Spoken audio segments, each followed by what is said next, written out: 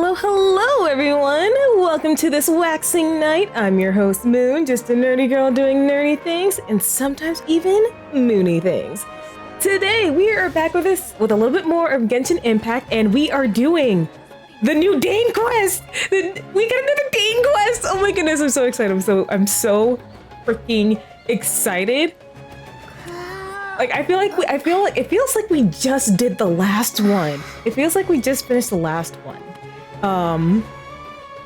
Yeah. Oh, before I get into things, just really quickly, we have a new emote. It finally got approved. It is a clap emote. I figured that'd be like a fun little emote to create. So here's that. Something a little new. Aside from, obviously, my PNG. Yeah, because I do draw myself as like in Lumine's attire from time to time for some of my thumbnails. So I was just like, oh, you know what? That'd be a fun little thing to do for Genshin streams. Yeah. All right, so let's get into it. Let's get into it. Thank you, Kuro. Okay, my well, here's a fun fact about my PNG model. Like the original one was created using Adobe Animate, but I actually made this one, this Lumi Moon, as Kuro so eloquently put it, model. I made it through Procreate and Procreate Dreams.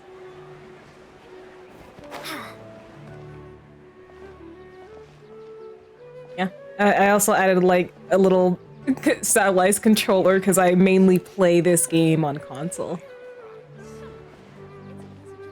Catherine!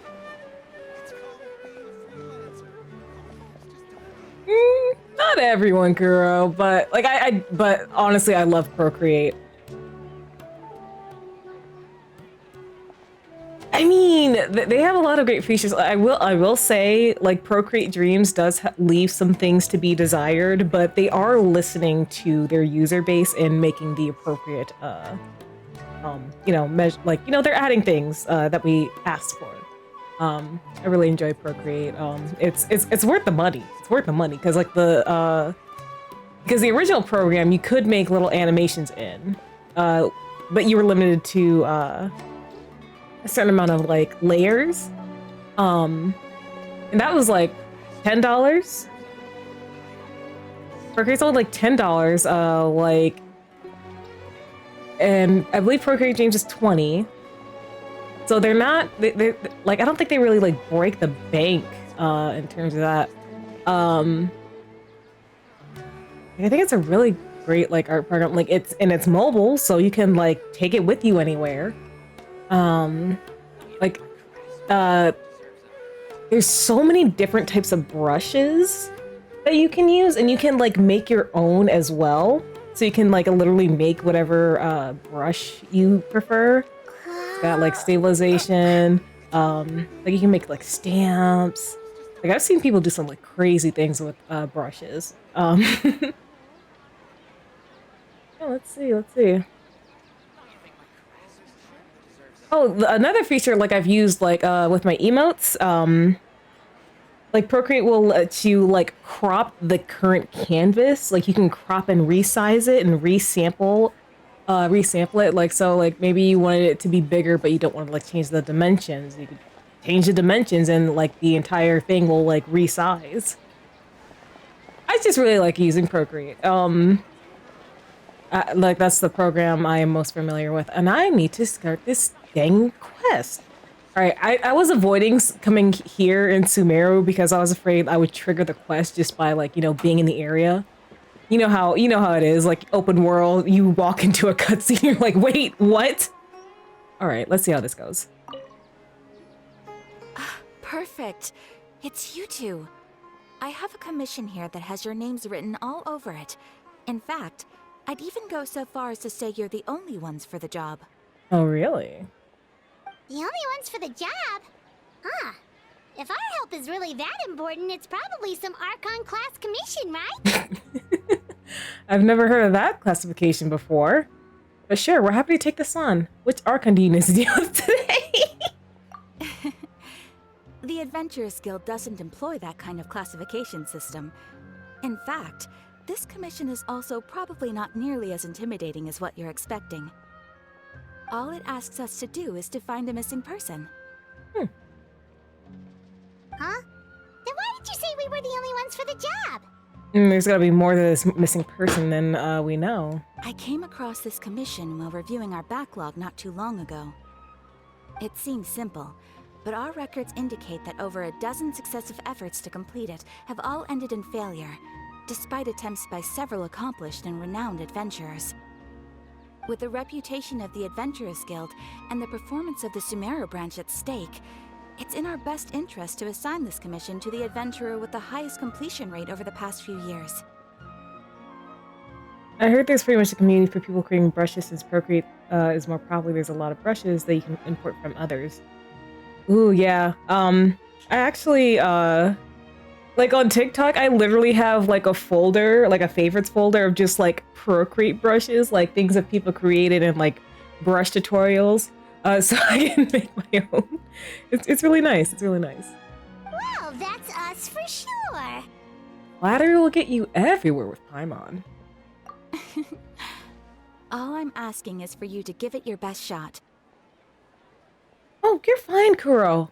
You're totally fine. Like, honestly, well, I mean, I don't know, I know, like, porch pirating, like, the severity can, like, vary in places, but, yeah, if you gotta get your package, get your package. If it proves to be beyond your capabilities as well, I'll talk to the commissioner about canceling the commission. Ooh, nice! Oh, yeah. Yeah, definitely grab that package. Okay, so who are we looking for? And what is it about this commission that's made it so hard to complete? This commission was jointly issued by the residents of Vimara Village. They say one of their own villagers has gone missing. But the problem is, they don't know the missing person's name. They can only provide information about his general appearance. They're all from the same village, but they don't even know his name? Well, that's interesting. If so many adventurers have failed to complete this commission, maybe this missing villager doesn't exist at all. Could it be some sort of a prank or something? Unlikely. Several villagers came by to issue the commission, and judging by their appearance and tone of voice, they seemed incredibly sincere. It certainly didn't seem like a joke to them. Oh! Hi, Kochi Bear! Hello, welcome to the stream. How are you doing? Besides, putting up a commission requires a processing fee. There aren't many upsides to a prank that costs Mora to carry out. Good but tired? Alright, well, hopefully you can just chill out here with the rest of us. True, that would be a little strange. In any case, it would probably be best to go to Vimara Village and ask around first. The Adventurers Guild does have some information on hand, but I would say anything you can learn directly from the villagers would be far more reliable. The best way to avoid misdirection is to go to the source. I spent 3 days unlocking every statue of 7 except for Inazuma AR-30. You know what, Koji Bear? I did the same thing. I did the exact same thing when I was first playing. I unlocked I went around and, like, just unlocked all the statues of 7. Like, and all the teleport points, because I absolutely hate having to walk places. If I can teleport somewhere, I'm gonna use it. So I think that's a good thing to do. Very good. I did this. Sexy Dane is there, and I was happy. Oh no! I just run at that point. Like, whenever I encountered like enemies, I ran. I just ran. I was like, I'm not dealing with you. I'm just getting this and going. All right then, let's go. I'm starting to get really curious about this whole thing.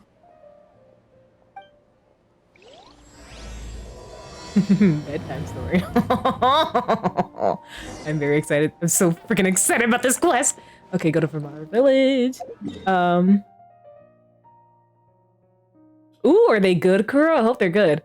Koji Bear, I don't know if you can hear me.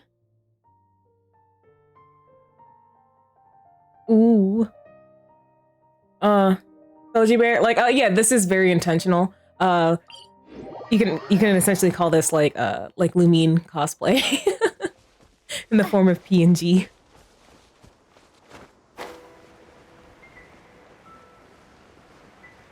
Yes. New earbuds are exciting. Ooh, what kind of earbuds did you get? To Vamara Village! Why don't we talk to some of the villagers to learn a little bit more about the missing guy? If this commission is really as challenging as Catherine made it out to be, we're gonna need to carry out a very detailed investigation. Am I just used to Paimon's voice, or am I just overthinking it? Am I just used to the change, or does the voice sound like? I feel like Paimon's voice doesn't sound as high. I don't know. I'm scared. What is the simp thing? Koji Bear, here whenever I play Genshin Impact, if you catch me simping for any character, you use !add simp. It's all one word, and you'll add a point to the simp counter. And unfortunately, until Natlin comes around, like no one will be getting points for it until like the end of Natlin. But essentially, at the end of every region, viewers will guess how many times I simped for that region, and everyone will get points based on that amount. And then whoever guesses the closest or correctly will get double the points. Yeah, so call my ass out. Feel free. We be gambling with the simp counter. It's not really a gamble. You don't put anything in. You just gotta call my ass out. And I will say, word of advice, don't ask me if it counts towards the simp counter. I will gaslight you into thinking it's not. If I truly feel like I wasn't simping, I will remove the point myself. So don't ask me if something belongs on the simp counter. Just shoot your shot, and I won't fight it if I feel like it's worth it. Is someone trying to join? No. I'm playing a game.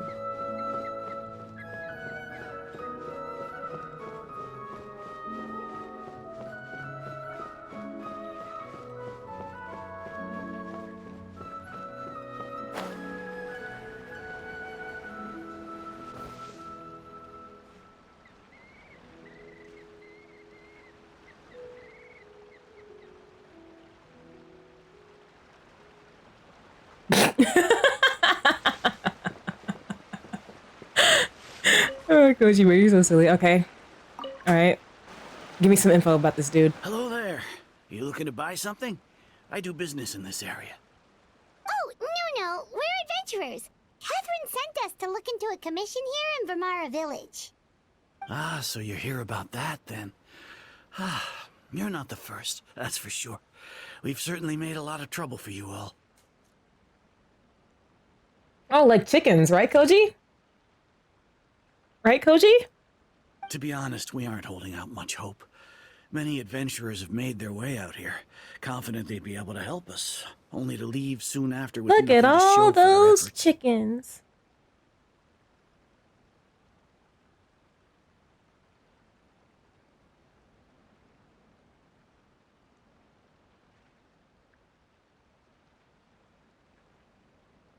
Huh. Nice. We've pretty much had it up to here in questions, and the area around the village has practically been overturned in search of clues. But no one has been able to make any headway. So, this person we're looking for, what's his name? Where did he live? Does he have any relatives? I don't know. I really have no clue. I couldn't tell you. Okay, guess you are really sick of answering questions. I'm sorry. I didn't mean to sound short with you. I was actually just giving you my answer to your questions. So those 3 questions are a no-go then. Is there anything else you can tell us? I know it may seem like we don't have anything to offer by way of information, but I promise you, we all have a very strong impression of him. When you live in the same village as someone, you develop a lot of memories together, you know?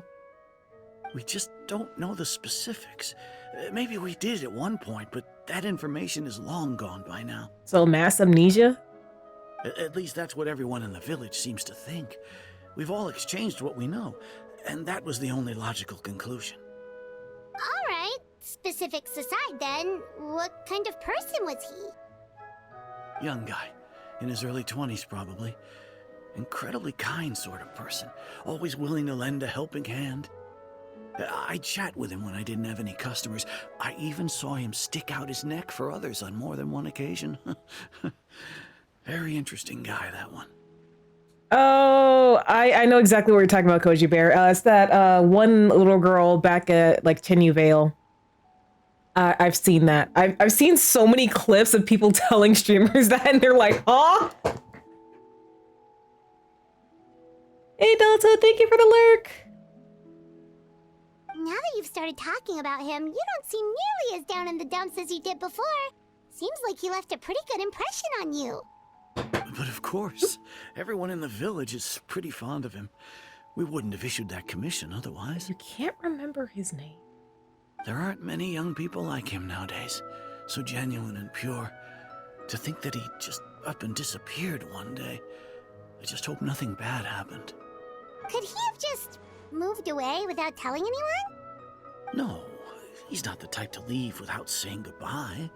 And anyway, moving away without being seen by a single person in the village? There's no way he would have been able to manage that. I mean, unless he only had the clothes on his back to take with him. Huh. Alright, thanks for the information. We're gonna go ask around some more. To Kaeya. I'm sorry if I said your name wrong. Interesting. I'm just gonna guess there's like this mass amnesia event in this village.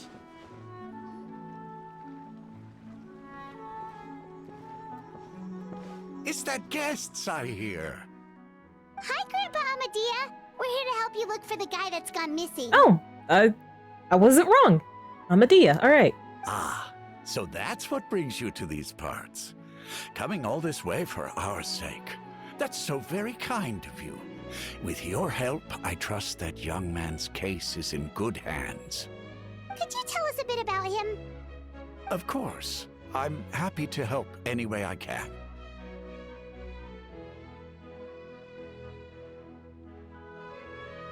Well, Koji Bear? Because I like using those characters, that's why. You're my ride or die. I haven't, like, people who've been here for a long time can attest that I've been using them like my entire playthrough. With my failing eyesight, Hi, Eden! Welcome to the I'm afraid I stream! can't offer much about his appearance, but I do remember hearing the sound of his voice. Not recently, of course. That loss has left me feeling quite empty. Ooh, it's going good. Like we started the new quest. So supposedly an entire village posted a commission about a missing person, but they don't remember him. They just know that he was there and then he left. So this is an interesting commission. Ooh, all right. Well, I mean, if you want to like leave so you don't spoil yourself. I know you're not like very caring about spoilers, but like if you do want to like leave so you can experience it for yourself, I totally understand. Yeah, Koji, you use the Riz command. See how much Riz you got. I also have one to pull like to see if you'll win your next 50-50. And I also have a luck one to see how lucky you are. Nice. I don't think his parents are still living in the village, but somehow he never seemed lonely. In fact, he was usually the one offering companionship to others. I most certainly did, Kuro. It's so much fun. It's so much fun. Here, I'll do it one right now. Hey, that's a pretty good. That's pretty good. He would often take time to visit the elderly. Let's go, Or Kuro! play with the orphans in the village. And whenever someone had something on their mind, he was there to listen with open ears. He always knew just what to say. Oh no, Koji Bear. I was gonna suggest like Double or Nothing, but like, damn. As the village chief, I owe him many thanks, helping villagers navigate difficult There is a cooldown, moments in so their just give it a lives. minute. Just give it a minute. Should have Well, been not one of exactly a my minute, but like, responsibilities. just wait like 20 But seconds. he was often the one rising to the occasion. Wow. He seems like such a nice and gentle person. No wonder his disappearance affected you all so much. But, you wouldn't happen to know any details about his name, address, or family situation, right? I'm ashamed to admit it, but I just can't remember. No matter how you look at it, I should know those things. But for some reason, no matter how hard I try to remember, the information just doesn't come. Perhaps my age really has caught up with me this time. Ooh, nice. Let's go, Kuro. We love a good bargain. It's okay. There's no need to force yourself to try and remember. We'll figure something out. Oh no, Koji, you might have to just try again, like maybe like half an hour later. Sometimes the pull command is a little stingy. So like just give it a little bit. Just give it a little bit.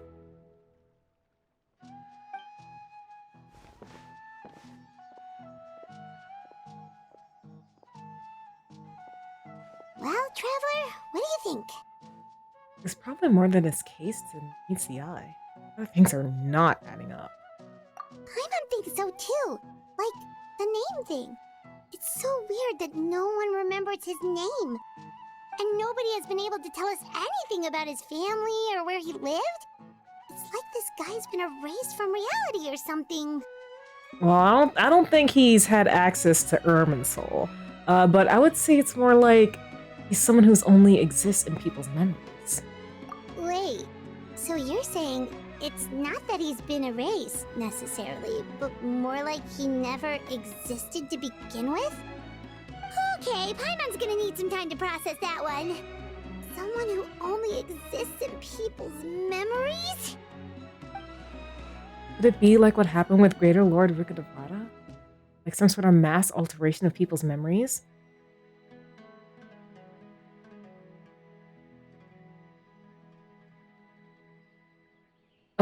Yeah. Yeah, that I have like that issue too.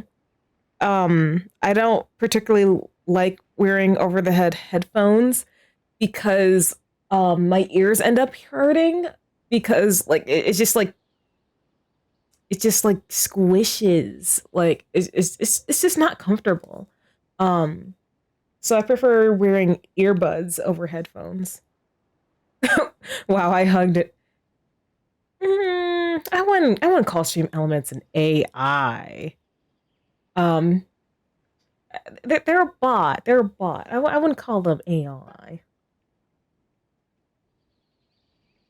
You two are the adventurers who just arrived, right? You're here for the Vamara Village Commission? Yep, sure are. We were just looking into the case. I think it is random, Kuro. Unless I somehow did the command wrong. I'm so glad to hear that. Thank goodness you haven't given up. I've been so worried the Adventurers Guild might cancel our commission. Aw, thank you, Kuro. Oh, maybe you don't need the at. Maybe try again without the at. My name is Atosa, by the way. I grew up here in Vimara Village. Anyway, I just wanted to say, please keep searching for a missing villager. I'm begging you. You have to find him. We'll certainly try our best. Yeah, no need to worry. We'll give it our best shot. So, are you close to the missing villager? Are there any leads you can give us? Try without the at. Try without the at. Oh, okay. Maybe it really is just random. I'll have to check it. I'm not sure this counts as a lead, but follow me. There's a place I'd like to show you. Lots of hugs going around in chat. What's the place in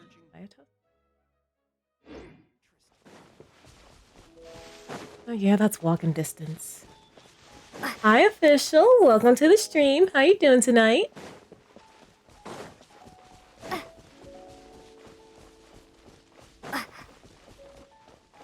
Oh, nothing really happened to my PNG. I'm just switching it up because we're playing Genshin.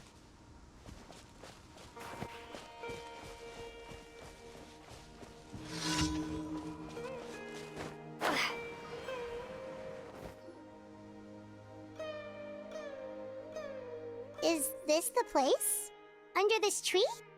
Yes, that is much better, Koji. Yep. I know it doesn't look like much, but this place is very meaningful to me. It's so full of memories. We used to always sit together under this tree and talk. Sometimes we would look up at the clouds in the sky, or stop to feel the wind against our skin. We could sit there for hours at a time, never realizing how long it had been.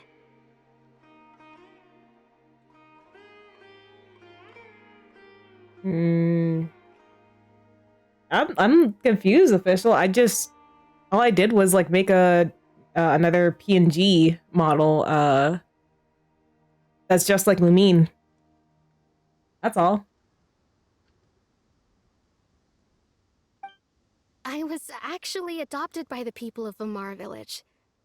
The forest rangers found me in the woods as a child. When can you start simping? Honestly, Koji, you'll know what I feel like you'll know. I feel like you'll know. But I don't know if it'll happen this stream, considering it's a Dane quest. I was surrounded by such good people, and growing up in the village was so lively. Still, there were times when I couldn't help but feel incredibly alone. Alone? How should I put it? When something's bothering you, or when you have good news to share, you always want to talk about it with somebody. But for the longest time, I didn't know who I could talk to, or if I should say anything at all. Everyone has their own problems to deal with. Even if I might want to confide in others, I don't want to become a burden. I think I get what you mean. Really? You know exactly how I feel? I used to have someone like that. A family member that I could talk to no matter what. But now, I have a lot of friends who understand me and would be happy to hear me out. Aww. Wow, that sounds really nice. You're quite lucky. When it comes to our missing villager, well, I guess you could say that to me. He felt like both a family member I could rely on and a friend who could really understand me. No matter what came my way, I knew I could always talk to him. He was so thoughtful and pure, and patient too. Whenever I talked to him, he would always seem so interested, as if the things I was describing were just as important to him as they were to me. Ever since he disappeared, there's been so much I wanted to tell him. No, none of those things matters now. I just really want to see him again. Wow. You two must have been really close. Did he ever tell you anything about himself? He mostly just talked about interesting things he saw around the village. He'd share a lot of his own wild ideas as well. Oh, right! I did ask him about his parents once. but all he said was, they're not here anymore.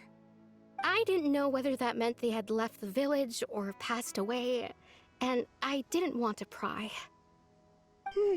Still not much to go off of. I'm guessing you don't know his name either? Look at me.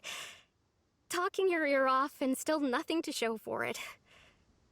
I'm sorry I wasn't more help. Oh, don't say that. You've helped us understand him better. The last time I talked this much in one go was when we were still together.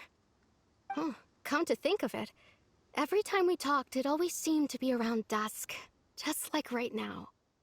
Time always passed by really slowly. Even when it felt like we'd been talking for hours, the sun would still be at the same position in the sky. Well, time always seems to pass slower when you're relaxed, right? What's wrong, Traveler?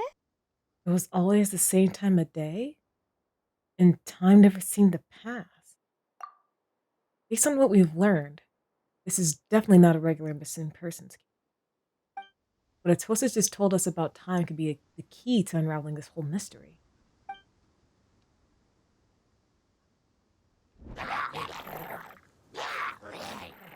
Hey, look at those hilly trails over there. Doesn't it seem like they're acting a little strange? Getting flashbacks to the Archon quest, huh?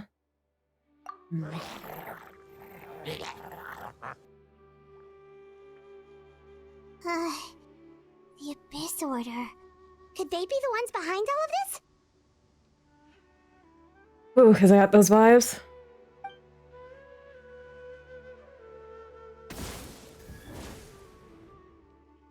Uh-oh, we've been spotted! Quick, get ready to fight! Wait, what the? There was a... Wait, hold on. Hold on. Dang it! Don't get frostbite.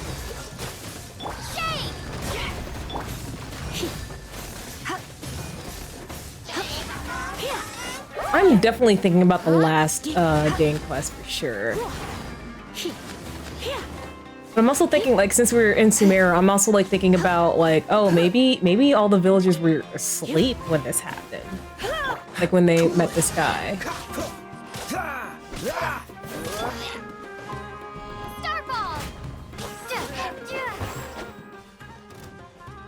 Are you kidding me?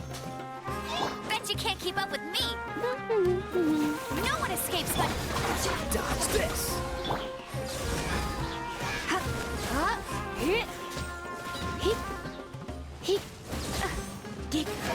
I feel like hopefully after this, like Dane will show up and then we really get in. Don't be such a brute. Oh.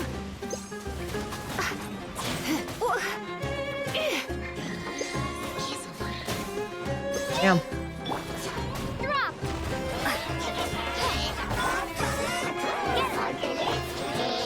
Try not to enjoy this too much. Damn.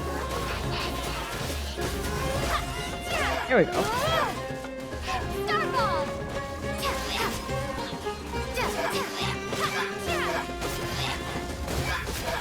I just know like when Dane shows up, that's when shit gets real, man.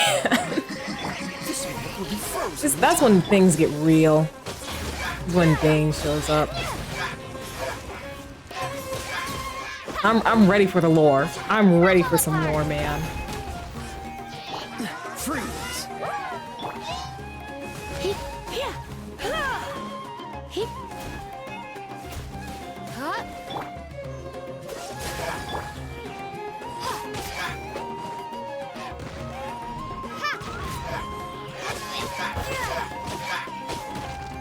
Yeah, I should have some kind of...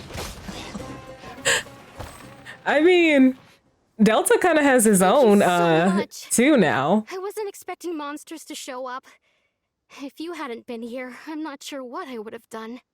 It was no trouble. The question we should be asking now is, what is the Abyss Order doing around here?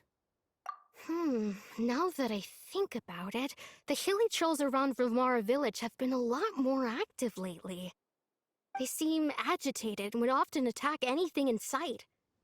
Chief Amadea doesn't allow the children to play in the area around the village anymore. Maybe the Abyss Order really is involved. Well, We should head back and check out the situation in Vimara Village just in case. If the Abyss Order is plotting something that could spell trouble for the villagers. Wait, don't. No, that. You know what? It's fine. It's Wait a fine. second. That person. It's I Dainsland! called it! Oh, shit. Okay.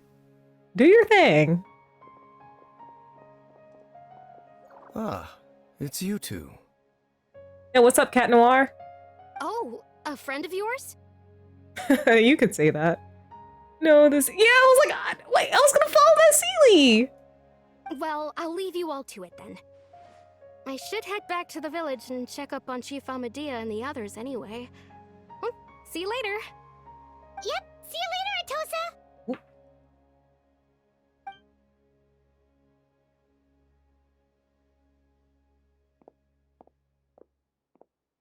Why do you always have to pop up out of nowhere like that? Is it your life's mission to jump scare us or something? It's hardly personal, or intentional for that matter. As long as you and I are both in pursuit of the Abyss Order, we're bound to cross paths. Yeah, Paimon. Ah, so you're here to investigate the Abyss Order then. That would explain the monsters you were fighting just now. Naturally. Hold on. Are you not here for the same purpose? We're also on their tail, but I'll admit, we ran into them on accident. No matter. It may have taken you a while to catch on, but I'm sure you've also realized by now. Literally pops out of nowhere, There's then drops something lore, strange and then about leaves this an place. announce. Honestly, that's just his whole MO at this point. The Abyss Order is most certainly planning something in this area. Or worse, their plan could already be in motion. So you think the Abyss Order is behind the hilly trail activity in the area? As things stand, I highly doubt that is their primary motive. I would imagine the increased hilichurl activity is merely a byproduct of whatever it is they're really trying to accomplish. Still, the hilichurl activity is causing a lot of problems for the people here. We should stick around for a while and protect the village, don't you think? The best way to protect them is by figuring out what the Abyss Order is truly planning. That is how we prevent further tragedy. Well, let's see what more we can learn from the villagers. After that, you also owe us many answers. And you shall have them. I never intended to hide anything from you. Don't worry. There should be ample time to talk. All right. Return to Vimara Village to gather intel based on learned. You question the villagers, and I couldn't read fast enough. Ah. So that was the commission that brought you here to Vimara Village. Someone who seems to only exist in people's memories. That is indeed quite intriguing. I would agree that it's unlikely you have a simple missing persons case on your hands. However, any possible connection to the Abyss Order is still unclear. It appears all we have by way of clues is increased hilichurl activity, and that is certainly not much to go off of. Well then, how about the intel you promised me? Right! That mysterious voice she heard in her brother's memory. The one who called himself a sinner. Who is he? Traveler, let me ask you this. Do you believe your sibling to have betrayed you? I want to have faith in him. I sense hesitation in your words. After all, you still haven't figured out the whole truth of what happened. There's still hope for the two of you to reconcile. Irreparable damage has not yet been done. The sinner you wish to know about, his situation is different. He and his fellow sinners have long betrayed me, and long betrayed their nation. His name is Vedrfolnir, the Visionary.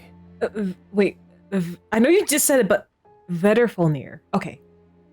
I'm loath to admit it, but he is also my kin, my older brother. Hey, yo! Your brother? What happened between the two of you? And what really happened to Kaeya back then? Holy shit. Damn, so this whole time, Dane's kind of, oh damn. There were 5 of them, the 5 sinners of Kanria.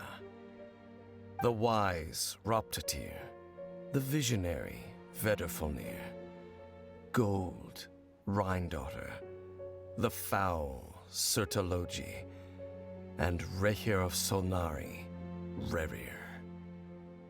Okay, so we know Rhindaughter is Albedo's creator. The foul is Skirk's master, yes? I really like seeing Lumina as a prototype because I'm so used to my Aether as a prototype. That's what's really fun about watching other people play is like the other, like as the other twin or the other trailblazer, like because there are like subtle differences between the two, and it's really nice seeing them. But am I wrong to assume like that like the foul Soterlogi that's being talked about right now is like Skirk's master?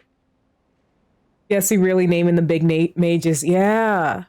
No matter how eroded my memory may become, I will never forget their names.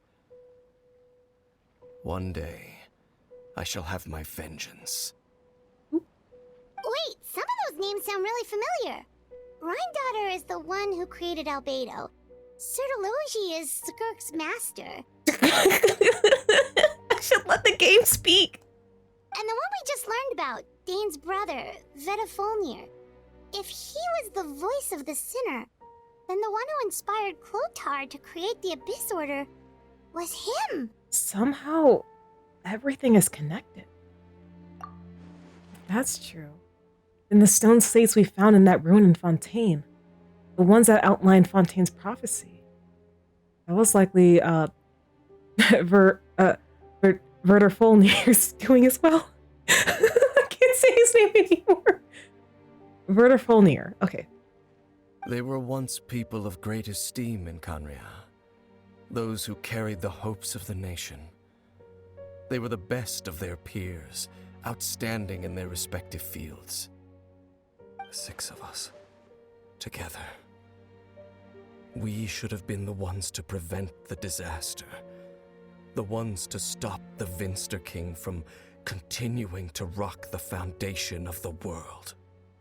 Yet, deep within, the 5 of them craved something more. They could not resist the call of the Abyss, and divided among themselves a power that could destroy the world. Hey, yo. At least you're trying to pronounce the names. I saw them and thought, I ain't gonna even try. So they became sinners, but also transcendent beings, each in possession of world-shattering power. And when the cataclysm occurred, not one of them stood up in defense of their nation. Not one came forward to prevent the tragedy. And for that, they shall never have my forgiveness. And then, my sibling came in contact with your brother. Indeed. If they are not stopped, the day is sure to come when they will also betray the entire world. It must be hard to talk about all of this, but thank you for telling me. Of course. As I said, I never intended to hide anything from you. So, Dane, what have you been looking into all this time? I've continued to investigate the questions surrounding the Loom of Fate. It's been quite some time since the initial operation was launched. By retrieving the eye of the first field tiller, we were able to stop part of their plan from coming to fruition. Yep, that very first inquest. Oh, Paimon remembers! Weren't they going to use it to corrupt Docile and make a god or something? Indeed. However, it's obvious that was just some sort of technical experiment. The eye was integral to their plan, yet somehow, despite failing to obtain it, they've skipped the experimental phase and found some other way to keep moving forward. Damn, that's resourceful. There are many signs pointing to that effect. Then, what should we do? It's not too late, is it? Our most pressing concern is to determine the purpose of the Loom of Fate. From there, we'll be able to deduce the Abyss Order's true objective. Okay. Like speaking of fate, let me go over some things. Let me see if I remember things correctly.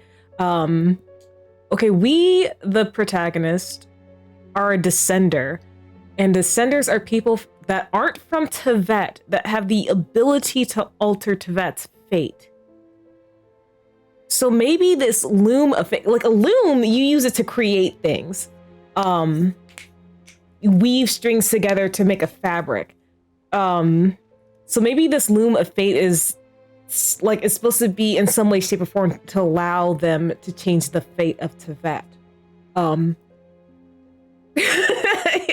Like I'm like that theory brain going. Maybe even like this is a stretch, but maybe even possibly like turn someone into a descender. Like I don't know.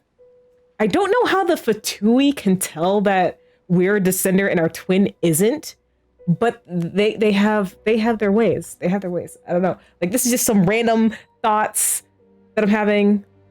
Let's continue. Based on the intel I've gathered so far, I suspect the Loom of Fate is related to the ley lines in some way.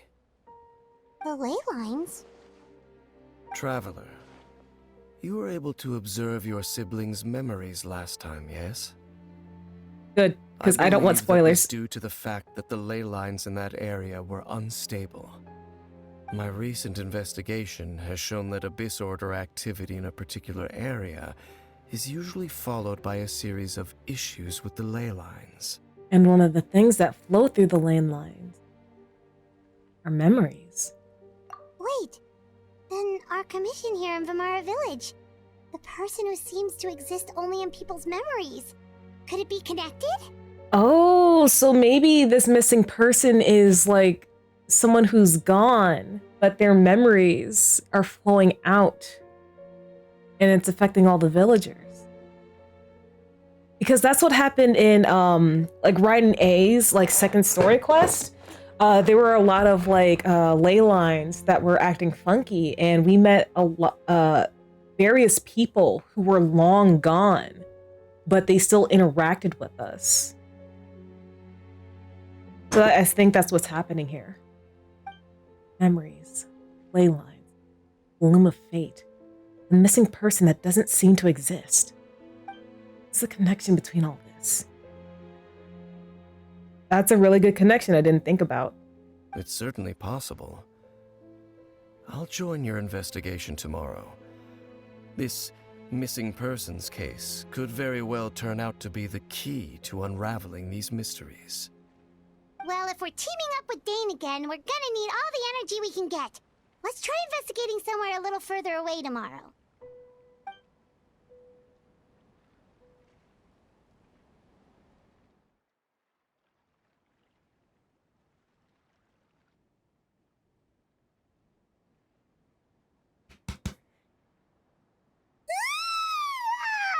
So tired.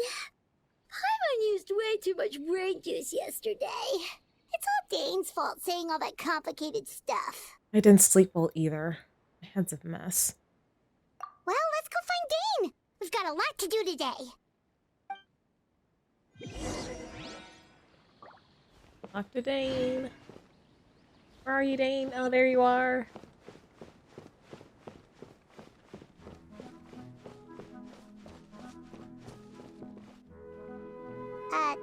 Dane?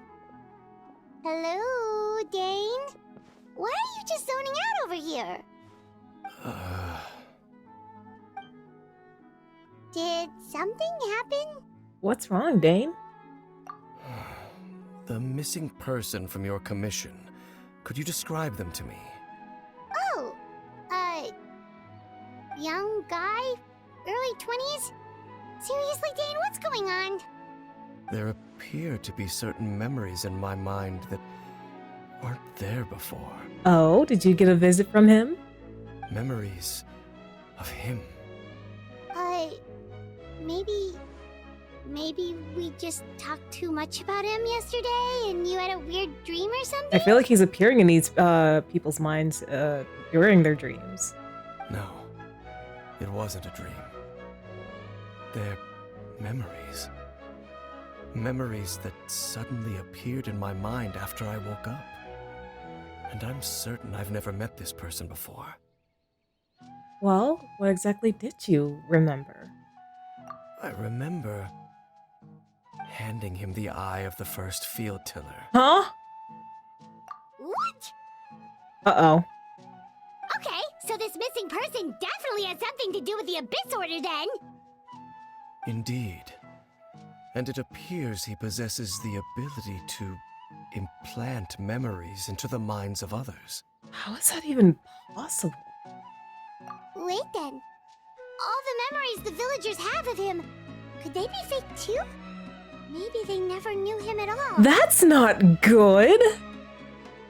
That's not good. Because what Dane just finished saying is like, oh, despite the Eye of the First Field Tiller being in my possession, they still somehow managed to continue their operations. And now he's saying, oh, I have a memory now of my giving this mystery person the Eye of the First Field Tiller. That's not good. I think they've had it for a while. It's just that Dane didn't remember till now. I don't like this. But why would he do something like that? Whatever the Abyss Order is planning, an important truth has been revealed to us this morning. What sort of truth? That their goal is still to obtain the eye of the first field tiller. They haven't stopped searching for it. The things you can get away with memory alteration. Can you confirm that it's still safe? I am the only person who knows its location. Perhaps implanting that particular memory was an attempt to interfere with my mind in some way. Is the eye still safe? What if that memory is real? Your concerns are not entirely unfounded. I don't believe the Abyss Order is capable of altering reality like that just yet. And maybe that's what the Luma Faint does. However, considering their single-minded pursuit of the eye, I would say an equal level of caution is in order on our part. Well, Dane doesn't have it on him in the first place, like he said, right? But Dane, if you go, we cannot go with you because I know they're gonna follow us. Come with me. No! We must check whether the eye is still in our possession. What did I just say? What did I just So say? you're going to take us to where you hid it? No! Okay, I guess I should just let the game speak, damn. But what if someone follows us? If we go straight there and someone's on our tail, aren't we just exposing the eye's location? Maybe that's the reason the Abyss Order planted the memory in the first place, to force Dane to confirm the eye's location.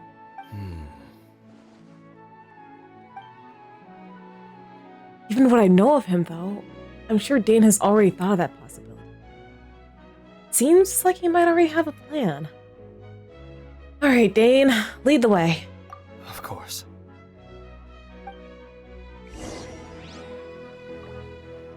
Oh, maybe he'll lead us to a fake place. The chasm? Hopefully this is a fake place. Hopefully this is just a ruse to trick the enemy.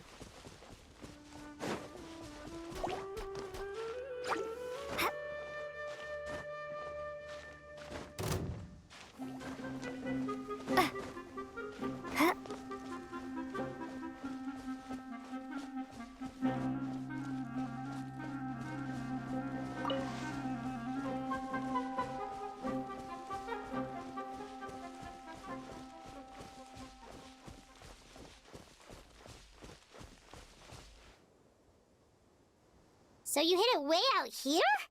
Not an easy place to discover, that's for sure. Well, let's go check to see if it's safe. Traveler, wait. Uh-oh.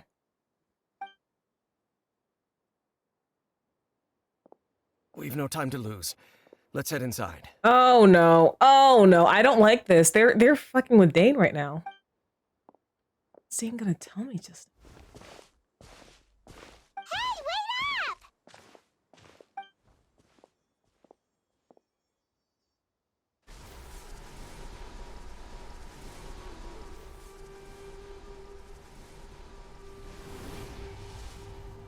don't like this. I feel like we're playing right into their hand. Face of Revelations. All right, we got the elements we need.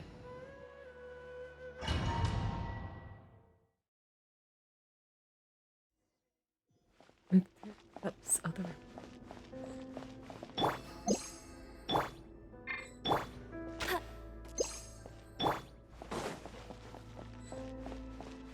I don't like this. I feel like we're walking right into a trap.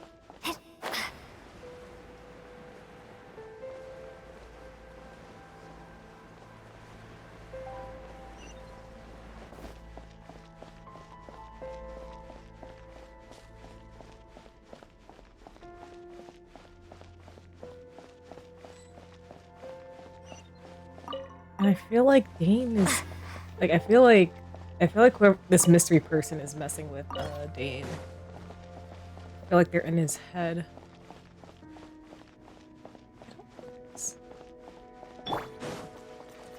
Let it rain.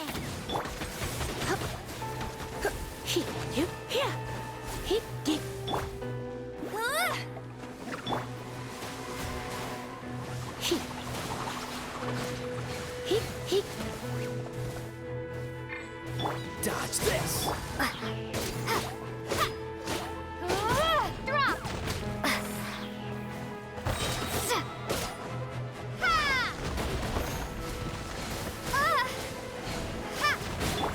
Cool it! Don't get frostbite! Freeze!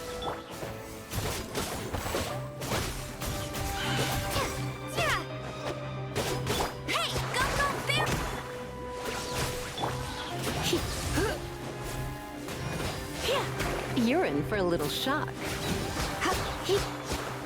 Don't be such a brute. Surrender in allegiance. No one escapes my sights. Dodge this! This moment will be frozen in time.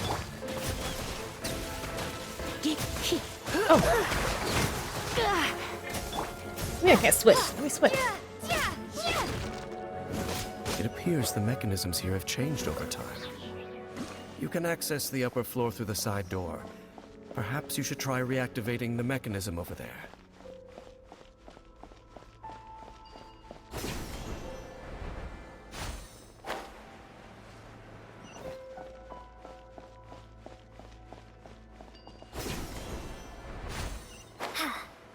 Oh. Give me. Give me.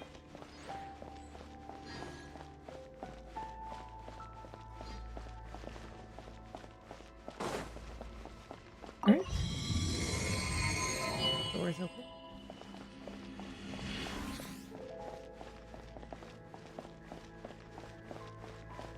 And it's a room guard.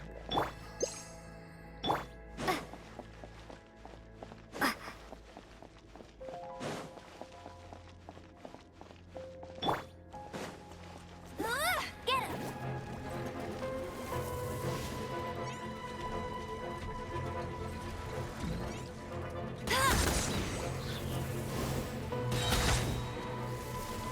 Let it rain.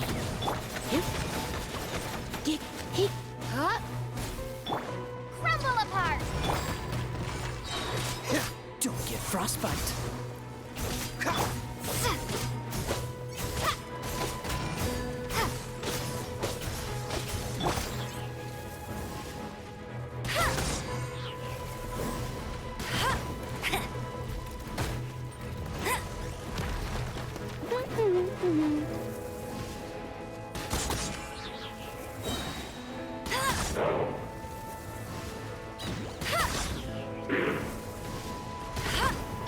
Freeze!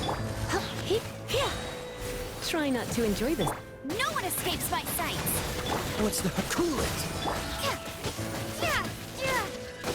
Drop!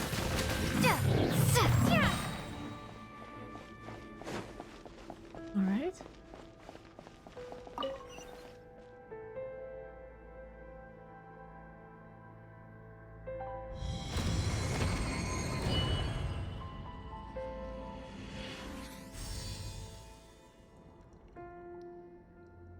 3 lights, but not 4. Make sure all the runes are pointing in the direction indicated by the light. That should unlock the mechanism.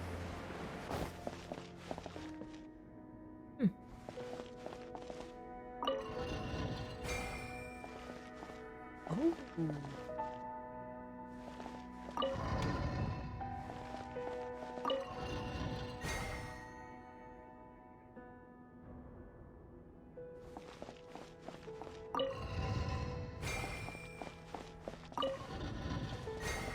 Ew.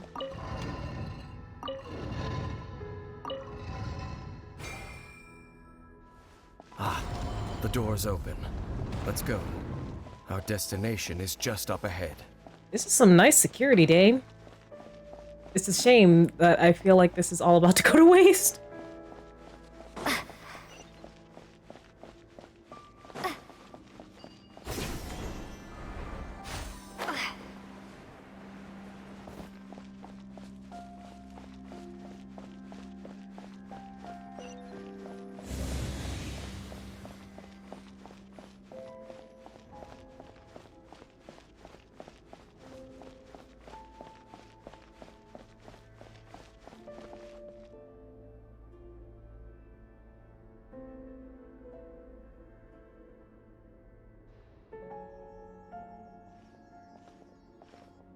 Looks like we can't go any further.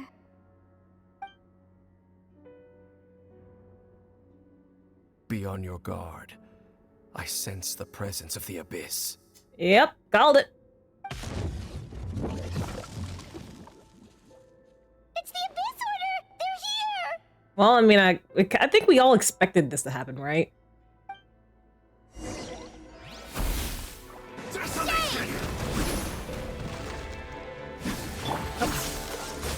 Wrong person.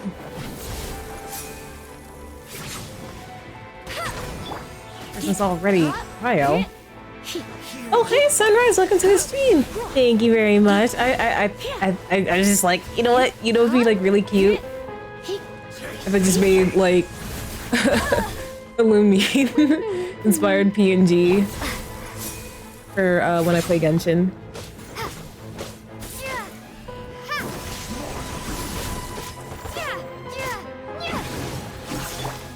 I'll race you there. Hey, go Barrett Bunny.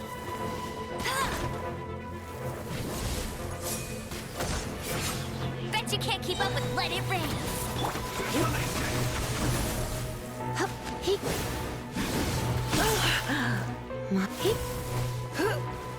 I know this isn't gonna help. Thank you. I really appreciate it.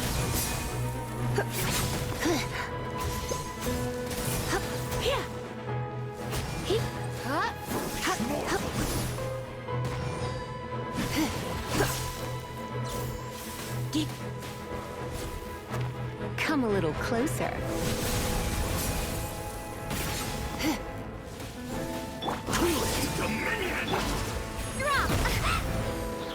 Oh, son of a gun.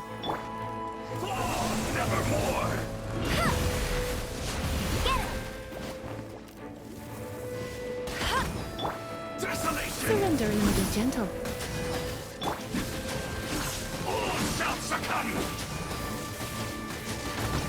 Freeze and devour! I'll race you there.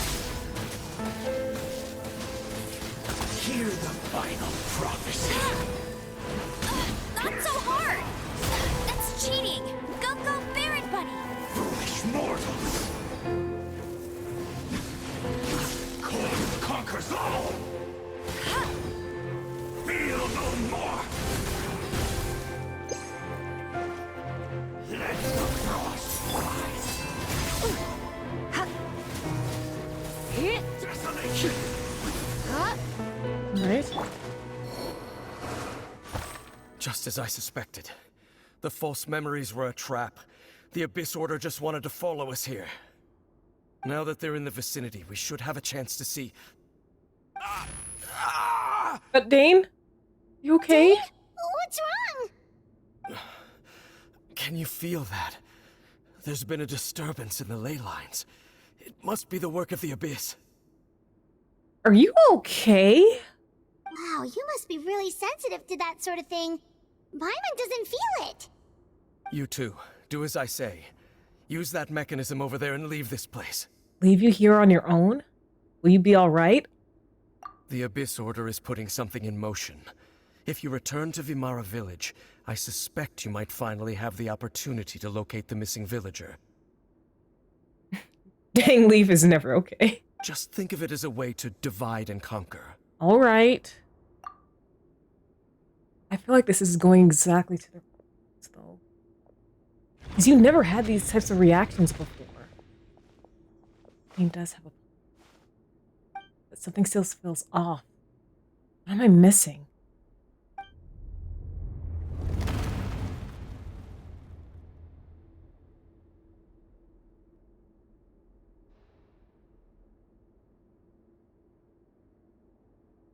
Dane?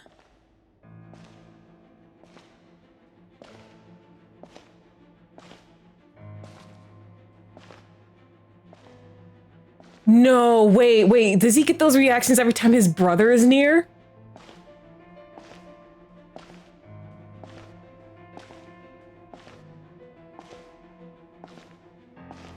Oh shoot, it's the Arthur meme.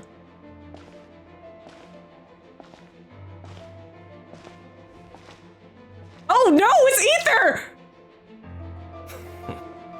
I knew going along with your trap would be the only way to meet with you face to face.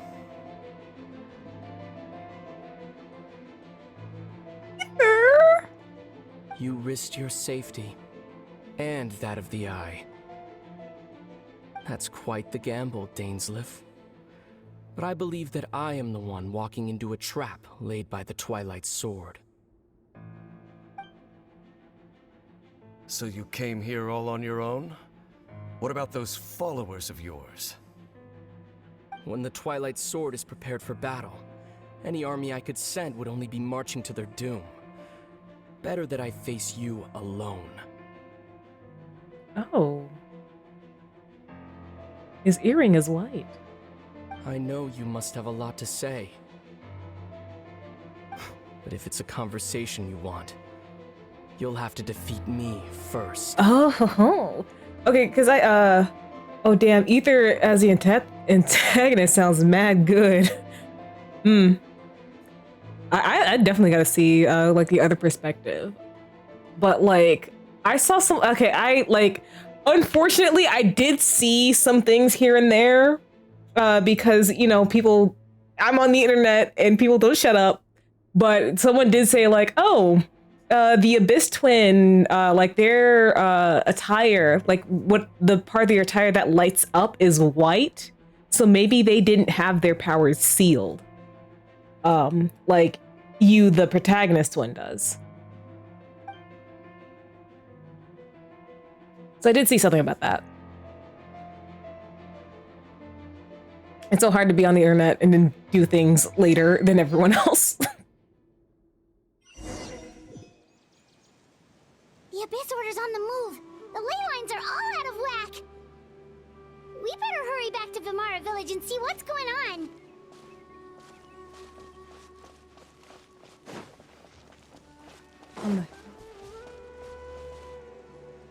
Hey, look at those hilly trails over there. They seem strangely calm.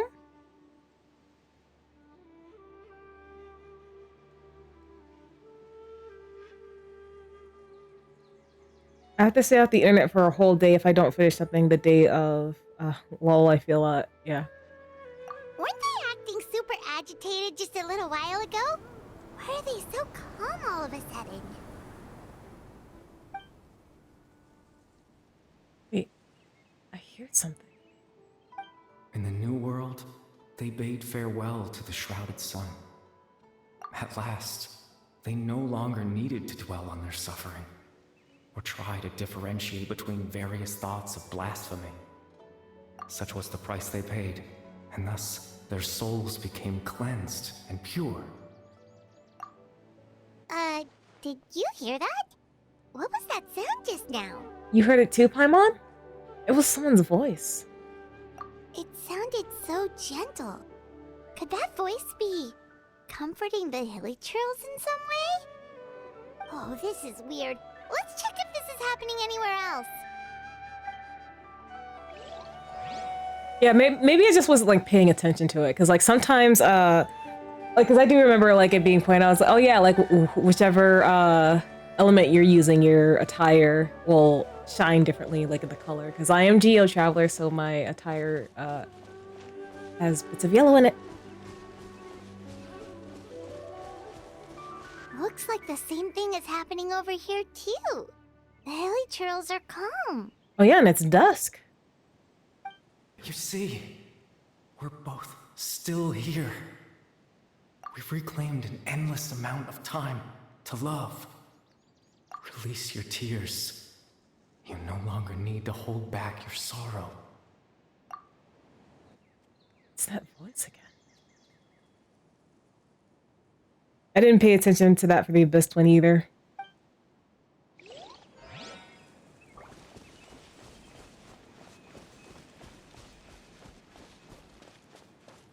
Over there. It looks like they're sleeping.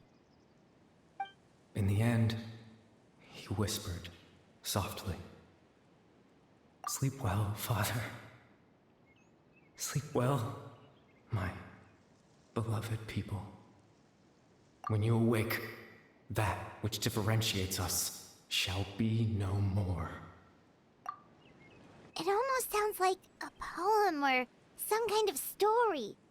A bedtime story? Well, now that the hilichurls have calmed down, Vimara Village should be safe at least. Let's put this situation to the side for now. Dane said this might be our chance to find the missing villager, so we should head back to Vimara Village before it's too late. Talk to Amadea, right? Oh, son of a...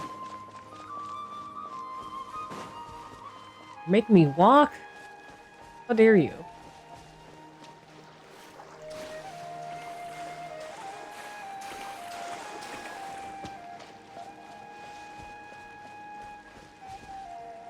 Oh yeah, you're still recovering from that food poisoning, right, Kuro? I do hope you feel better soon. And yeah, a shower to make yourself feel less icky sounds good. So much better here. Walking in this economy?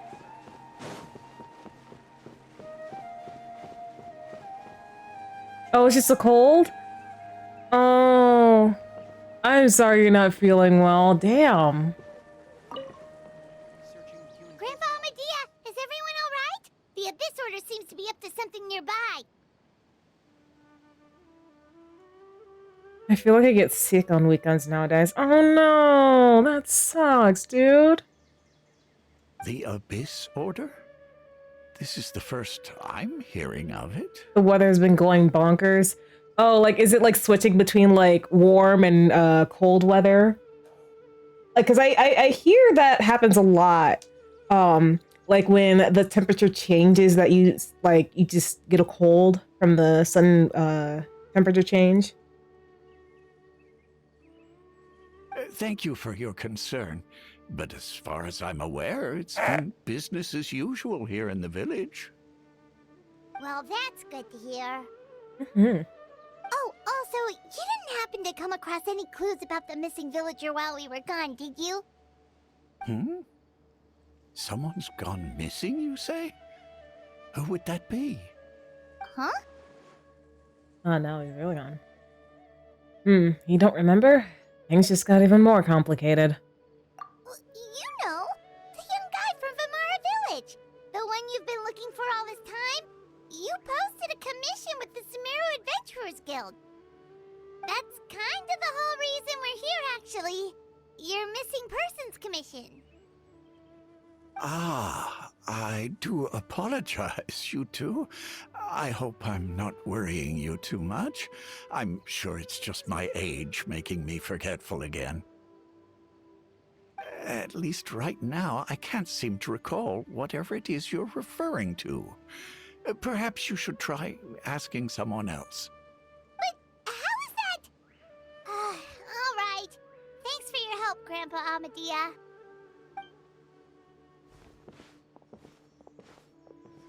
Something's definitely not right. We just talked to Grandpa Amadea about the missing villager. There's no way he could have forgotten all about him just like that. What do you think, Traveler? Could everyone's memories of the missing villager have been erased again? It's too early to say. We should check in on the others first. You're right. We should narrow down the possibilities first. Let's go ask someone else then. I mean, Grandpa Medea did say his memory's kind of failing him.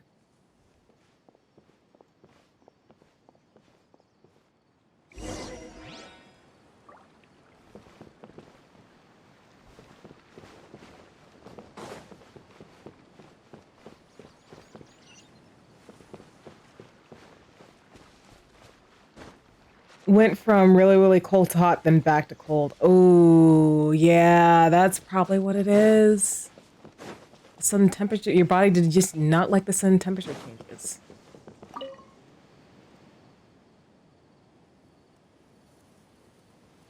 Someone's gone missing? Who? Just as expected.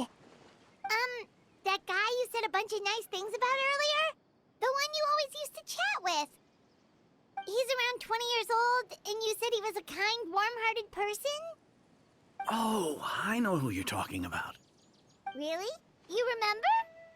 There aren't many young people who've earned that kind of praise from me. If you're certain that's what I said, then there's only one person who fits the bill. No doubt about it. But why'd you say he's gone missing? Have you seen him recently? Do you know where he went? Yeah, I just saw him leave the village. There was someone else with him, too. They couldn't have gone far.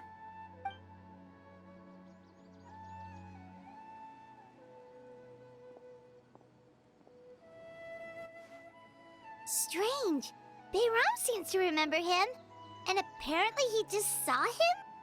Do you think maybe it's not that there's something wrong with people's memories, but that we've somehow returned to a time before he went missing? I doubt returning to the past would be that simple. Given everything Dane mentioned about the disturbances with the ley lines, I'd say it's far more likely that this is related to memories in some way. I need to think carefully. What's really going on? Ooh. Just like what happened with Greater Lord Rukkhadevata, no one remembers him. Because there's been a change in people's memories. Okay. If we really did travel back to a time before he disappeared, that could explain why the villagers said he hadn't gone missing. If this person only exists in people's memories, maybe we're in someone's memory right now. Right! Paimon totally forgot about the ley line disturbances. We're in someone else's memory. Ooh. Just like how you entered your sibling's memory last time. That would also explain why we seem to be at a time before he went missing. It's a memory after all. If we really are in someone's memory, then this is our chance to find him. Right. If he's someone who only exists in people's memories, then we're finally on the same turf. But didn't Bayron just say that he saw him leave the village with someone? Where should we go look for him? He's probably with Atosa. Who knows how long this ley line disturbance is gonna last? We might not have that much time, and we don't even know whose memory this is. Let's go through what we know so far. Good idea. That'll help us narrow things down. We pretty much figured out that the missing villager has the ability to Implant memories into the minds of others. Right! That! Could we try to figure out more about him using what we know of his ability? Like, does it maybe leave a trace that would somehow give him away? Implanting memories into the minds of others must be an imperfect process. There's no way the new memories could perfectly blend in with the old ones. There has to be some kind of tell. If time is allowed to pass within the false memories, there's a higher chance they might conflict with someone's original recollection. That would make it much harder to avoid suspicion. No wonder! All this time and the sky hasn't changed a bit! That must mean time isn't passing! That's the tell of the fake memories! The implanted memories are basically taking place outside of the regular 24 hours of the day. If the memories included the regular passage of time, it would be easy for people to tell that something was off. Mm-hmm. Like there could be overlap or something. People might start to wonder why they remember doing two different things at the same time of day. That's why he makes sure the memories take place at a specific moment in time rather than over a period of time. If we consider this in conjunction with what we already know, then the question of whose memories is it seems to have an obvious answer. Atosa! The color of the sky coincides with the moment in time she described. We gotta go find her. Right! That's exactly what Atosa described! Huh. Come to think of it, every time we talked, it always seemed to be around dusk, just like right now. Time always passed by really slowly. Even when it felt like we'd been talking for hours, the sun would still be at the same position in the sky. Yep, that has to be it! This is definitely Atosa's memory. Let's go. The tree. Yeah, that's where they'll be. I really like this. I really like that we're implementing like yes, I technically we've had 2 Dane quests in Sumeru. Because I'm not really sure where they could really fit anything in Fontaine. But I do like that this mechanic was brought back, considering in Fontaine we went through all those trials where we were like essentially sorting through information we had. You mean we did? Okay, yes, we have 2 Dane quests in Sumeru.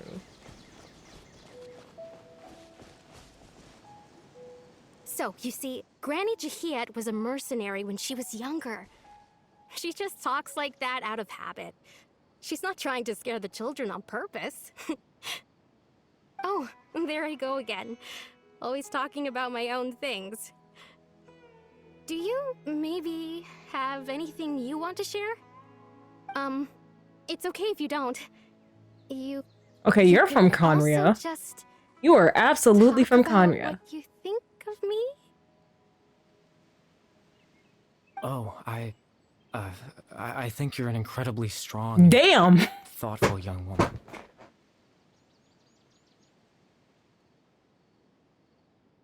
I appreciate they made it less weird this time around. The first time they implemented Sumeru, I wanted to cry.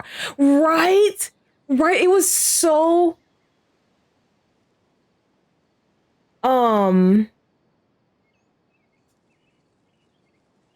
It was so frustrating because it's just like... I can't figure... What gave that away? His clothes! He looks like that symbol on his chest. It looks like, what's that one NPC that everyone loves? That one NPC Abyss Order dude. Enjo. He kind of reminds me, like, this is closer to me. Enjo. He reminds me of Ida. Oh, not Ida. Clotor, excuse me. Like, it's just very similar clothes. And then there's also, yeah, he's definitely Conrian. He's got those pupils.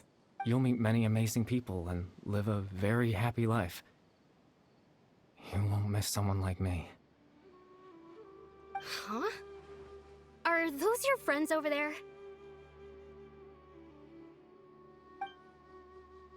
Oh yeah, I totally betrayed them. We finally found him. Why does he look kind of familiar? Oh, right. This version of Atosa hasn't met us yet. Friends? I guess you could say that. It must have taken them a lot of effort to find me. So, I should see what they need. I'm sorry, Atosa. We'll have to continue this conversation another time. Another time, huh? Yeah, okay. I'll head back to the village then. Talk to you some other time. It gives the same vibe of, and then I cursed her. Yeah, it really did.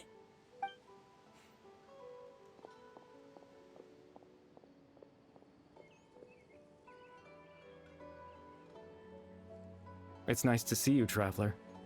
I believe this is the first time we've met. You're... No! No! No! No way, no way! Is that Kara Bear? Is that Kara Bear? Is he grown up? Wait, hold on. I need to compose myself. Let's not freak out yet. Let's not freak out, yes. Yet. Factoring the memories, the Abyss Order, the Loom of Fate, and everything else, I need to think of the one person that can connect all this together. Born into abject sorrow, he shall now become the Loom of Fate. You're Kaeya Alberic. Holy shit! Look at you, you're all grown up! How did you get rid of the curse? How did you do that, my guy?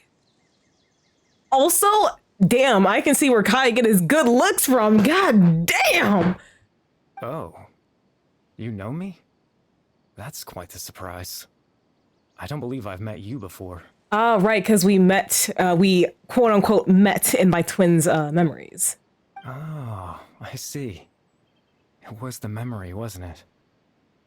Your sibling's memory. You saw... the me from back then. I keep saying he looks like a young Clark Kent. This is Atosa's memory. I came here to say goodbye to her. But I suppose I'll just leave her a message instead. Come, let's find somewhere else to talk. Whoa.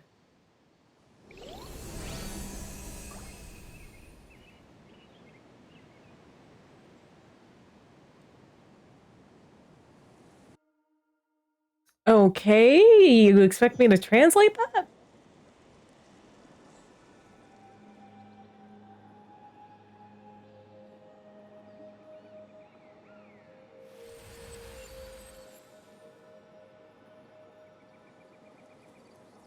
Oh, this is pretty.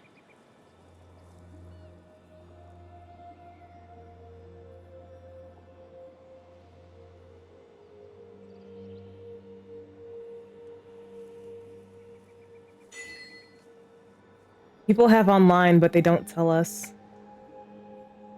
Oh, this is pretty. Cara Bear, you're all grown up. How did you break the curse? I'm curious. Because, like, Clotor seems to have broken his curse as well and was able to be buried with his lover. So, like, I need answers.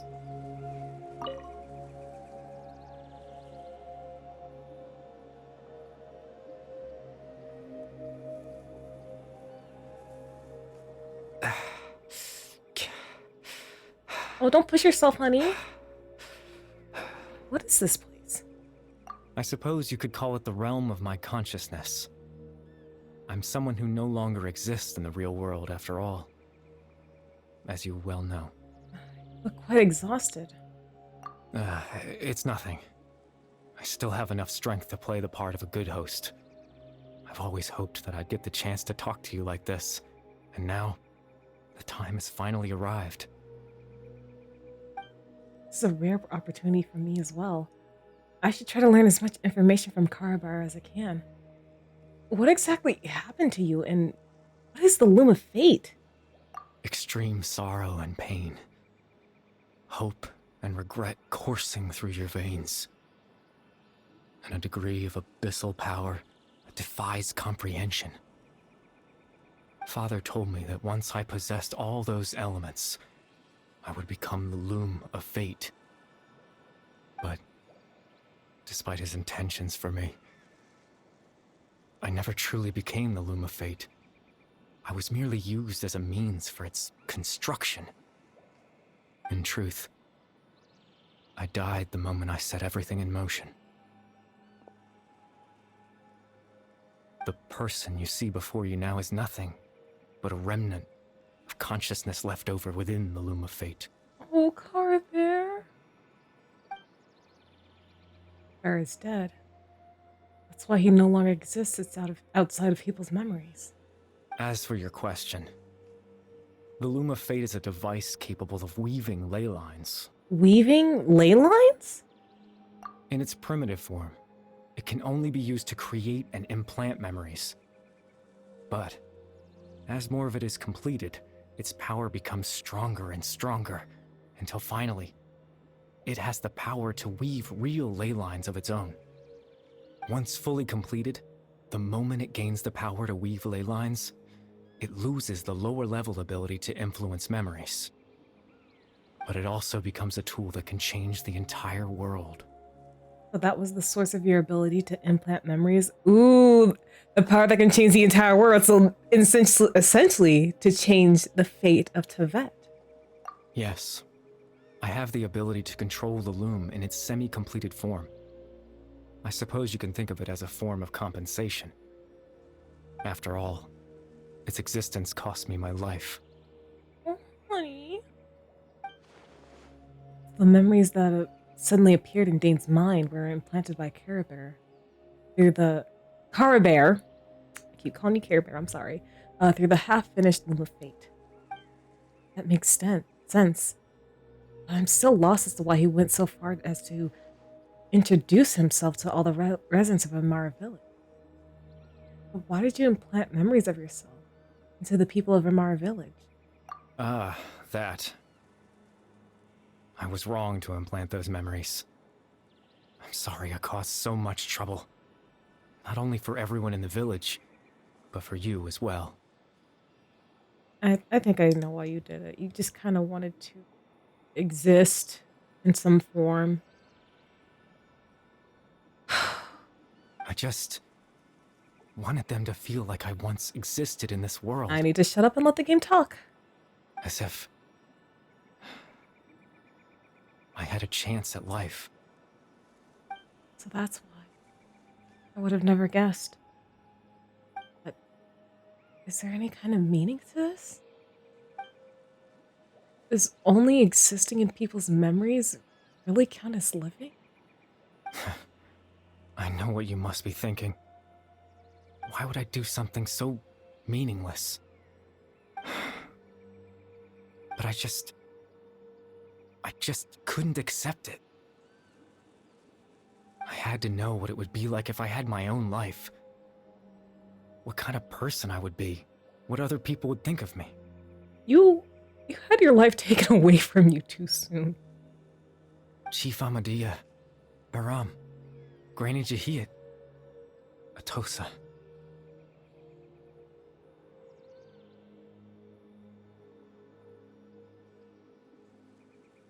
What would it be like if I could live alongside them?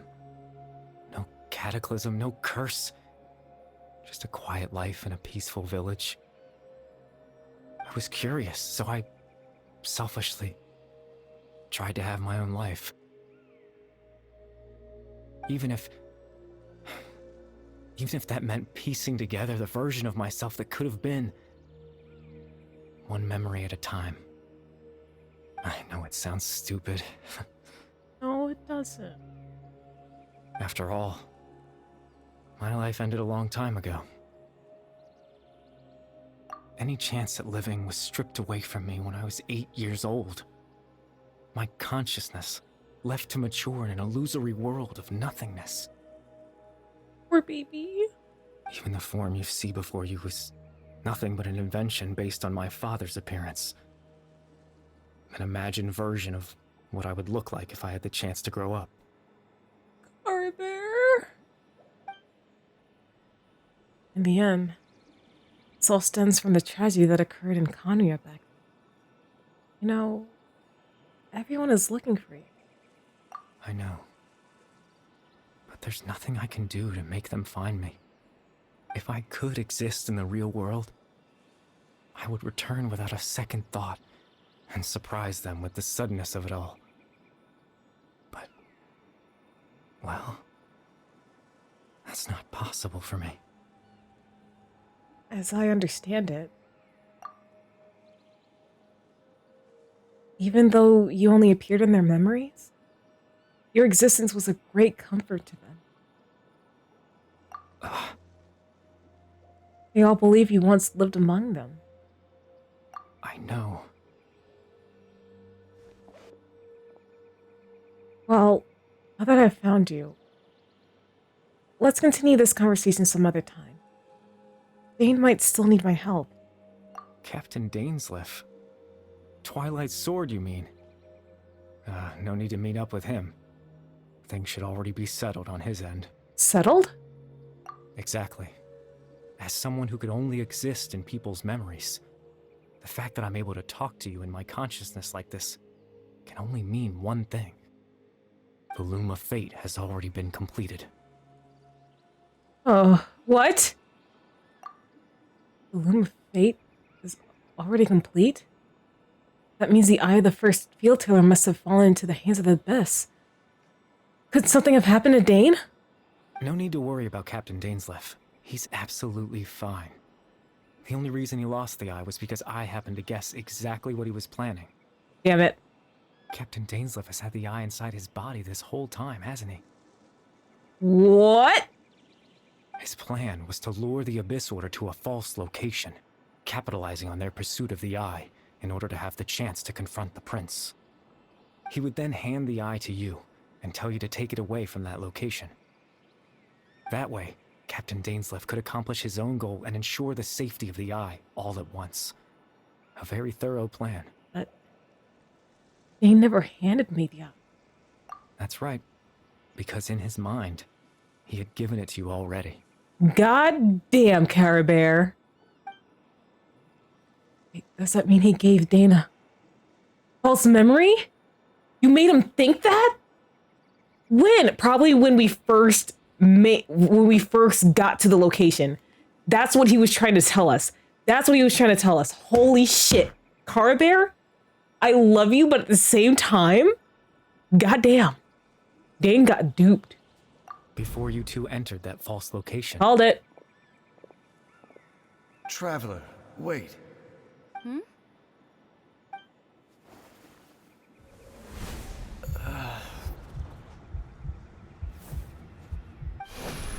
We've no time to lose. Let's head inside.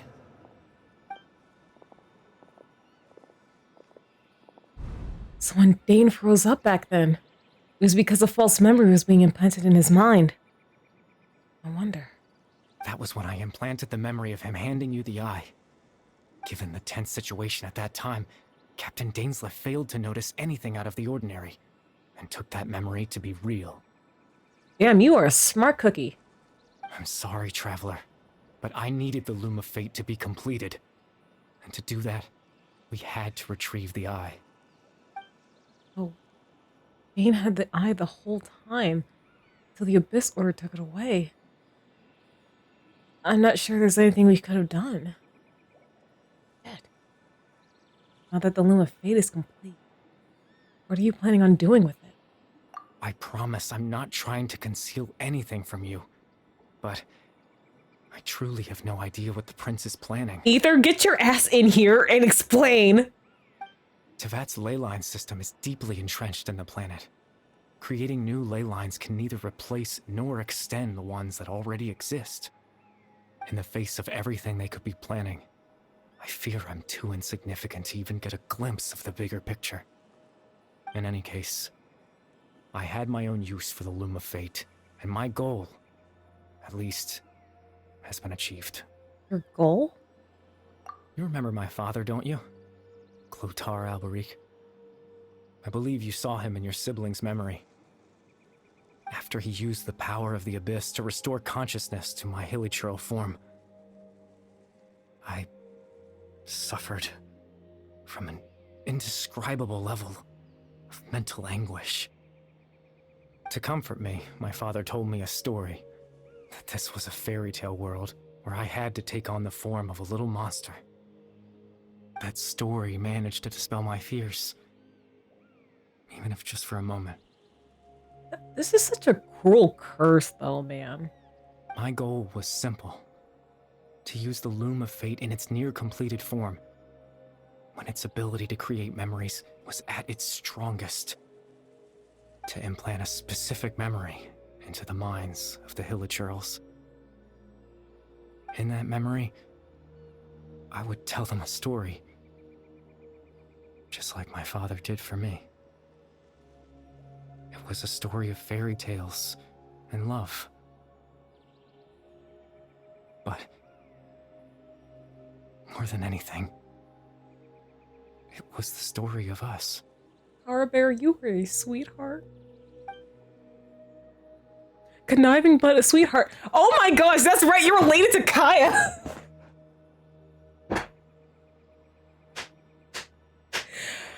Ah! Damn. It runs in the family.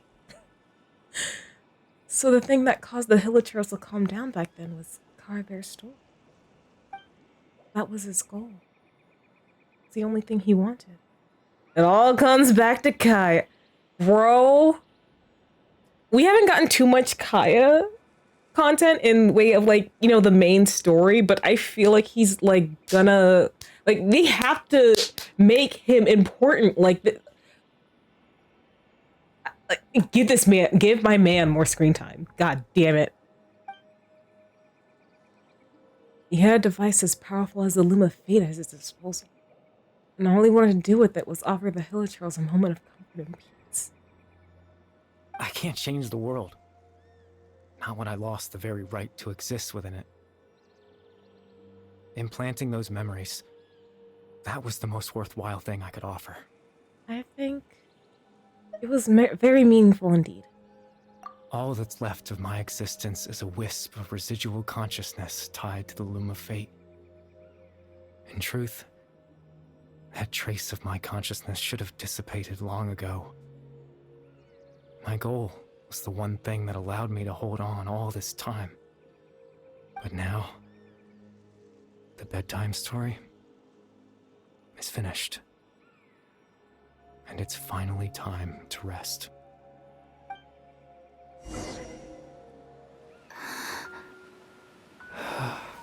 Harbor, no. Oh, honey.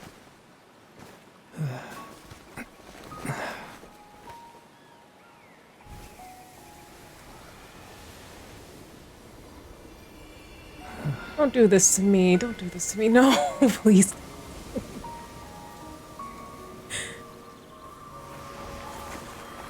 No, no, no, no.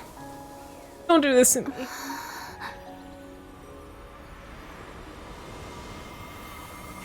God damn.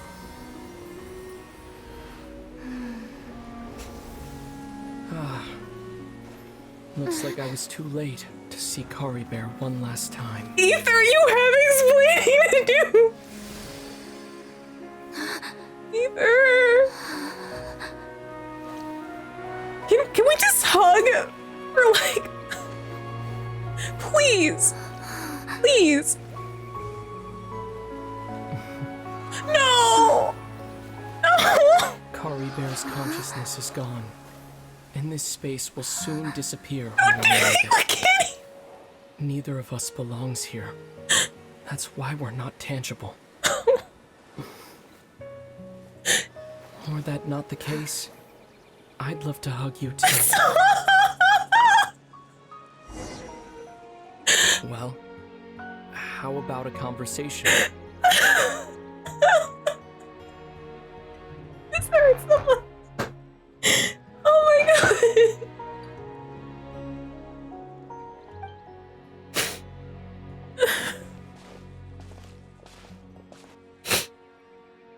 The chance to just stop and talk like this is certainly not easy to come by. Wouldn't you agree? Yeah. I almost can't believe it's real. That battle earlier was tough. The one against Dane, I mean. I didn't expect that after everything, he would still hesitate to raise his sword against me. Well, you two traveled together for a long time. Were it not for that, perhaps I'd still be no match for the Twilight Sword. Even after 500 years. What exactly are you planning? What are you doing with the Loom of Fate? The Loom of Fate, huh? I still haven't found a way to utilize it to its full potential. But there's still time. Before the heavenly principles awaken. The heavenly principles are still asleep? What do you mean still asleep? And how do we know this information? Yes. For 500 years now, ever since the cataclysm in Conria, there's been no sign of activity. Not long ago, you witnessed the Hydro Archon destroy her divine throne, yes? Oh yeah, that was something. Such a flagrant disregard for the rules, and still Celestia took no action. I suppose that's proof enough of the Heavenly Principles situation. However, the Heavenly Principles will awaken. We just don't know when that will be, or what might trigger it. I wonder if us regaining our power will trigger it. You really hate the Heavenly Principles, don't you? You could say that. Just look at Kari Bear. He was so pure and single-minded. The space we now find ourselves is a perfect representation of who he was. Quiet and peaceful. Even as a hilly churl, seeing the terrible sight within the mirror wasn't enough to taint his spirit. He brought comfort to the people of this world, even though he was denied the very right to be a part of it. So ask yourself this. Who was it that deprived him of that right to exist? Of course, that's only one example. My feelings about the Heavenly Principles are too complicated to explain in just a few words.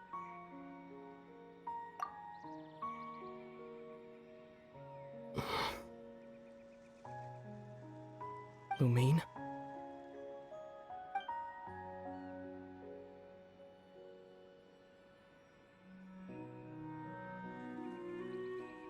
You're the only one in this world who calls me that. Oh, are they addressing the fact that you have a different name? There's so much I wanted to ask you.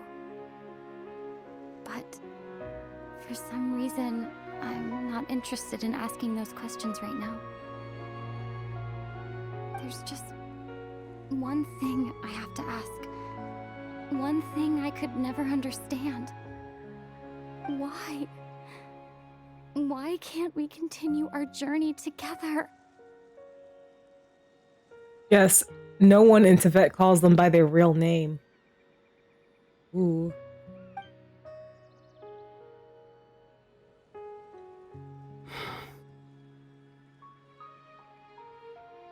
At the end of my journey, I arrived at a place known as the Sea of Flowers at the end.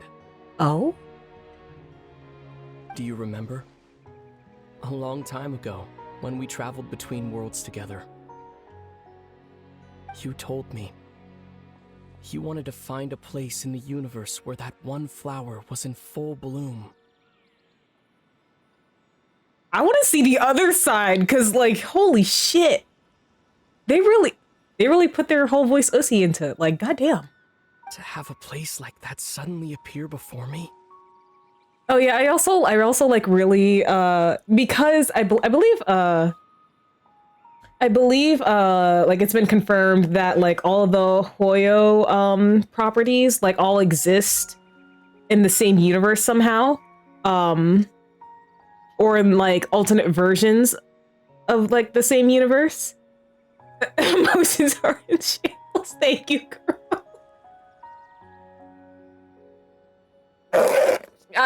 No, that hurt. Damn it, that hurt.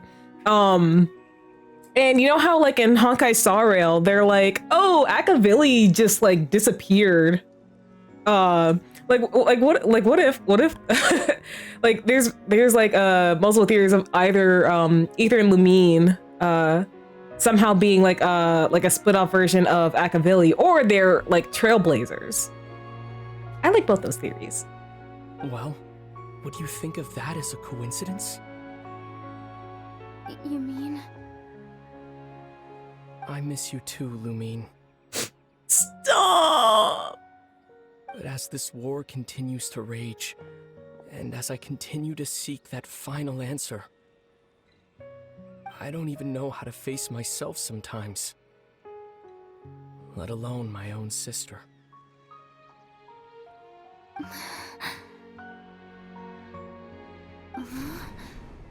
What's going on? Our time is up. This space has lost its tether. I doubt it'll be able to exist much longer. In fact, aside from our ability to physically interact with each other, there's something else you should know about this space. With Kari Bear gone, God we won't be able to remember anything that happened here. damn it! God fucking damn it! You just want to hurt us! Everything in this space will be wiped from existence, including all memory of our reunion. Sons of bitches. You're only telling me this now?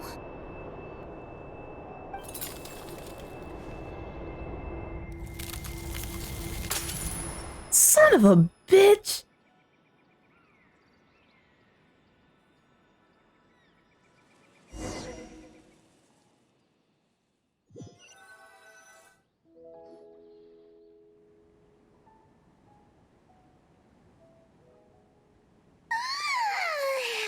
Still so sleepy. Paimon's head feels all fuzzy. Oh, Paimon woke up a little earlier than you, so Paimon will fill you in. The villagers said that they saw us sleeping near the village yesterday. They couldn't wake us up no matter how hard they tried, so they decided to just bring us back here. Oh, and Dane came by just now. It looked like he was injured. Man. He didn't say anything, though. Just made sure that you were all right and left. Kinda seemed like he had a lot on his mind, but that's Dane for ya. He never changes, does he? I'm having trouble thinking straight right now. Because it's Pride Month! Let's think for a second. We were in that memory, and we saw that guy you called Kari Bear. He was the missing villager that we've been trying to find, right? And after that, Paimon doesn't remember what happened.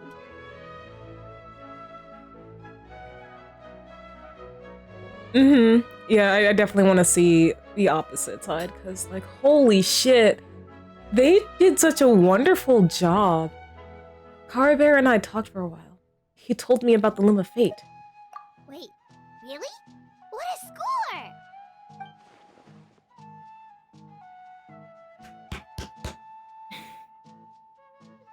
I guess our mission is complete then. The missing villager? A person who only existed in people's memories.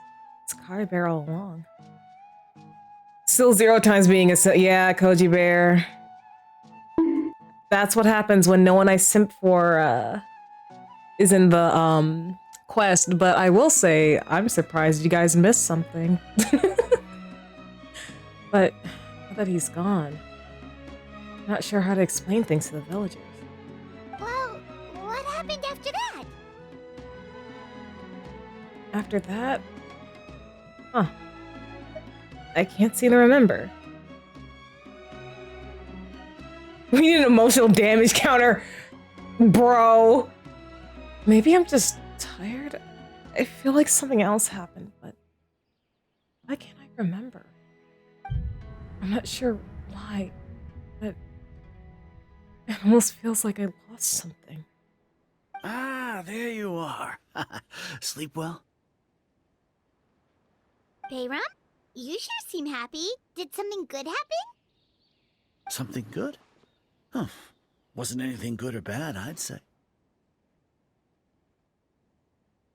Koji Bear?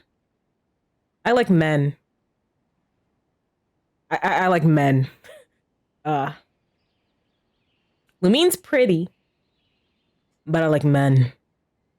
It's just that, well, the village organized another search party yesterday. It didn't feel right to leave all the searching to the adventurers. Thank you for the hydrate, Sand.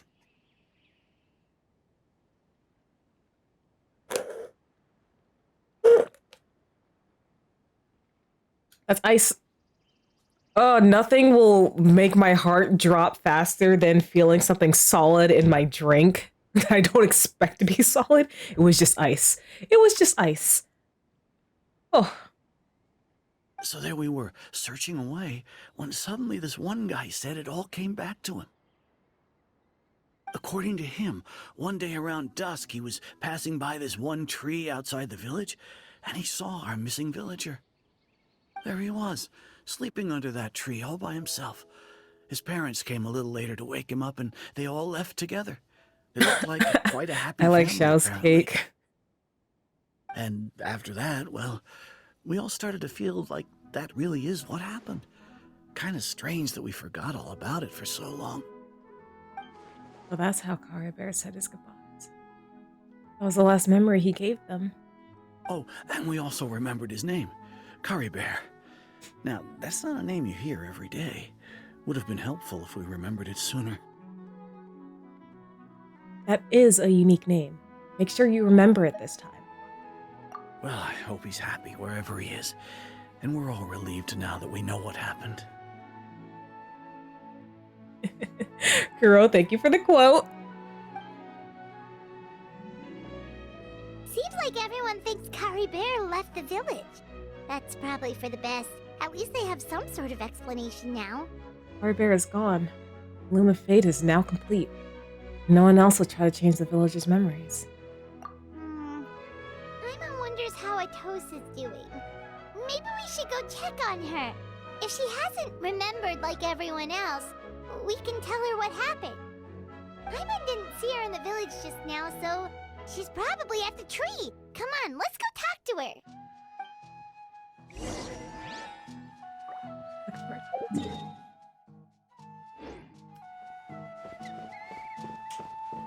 I wasn't expecting to cry tonight. You know that like post-cry exhaustion? That fucking hurt, man.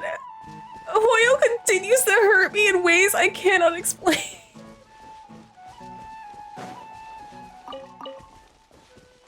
Damn. How dare they make us forget everything in the end? How dare? I'm pissed at that.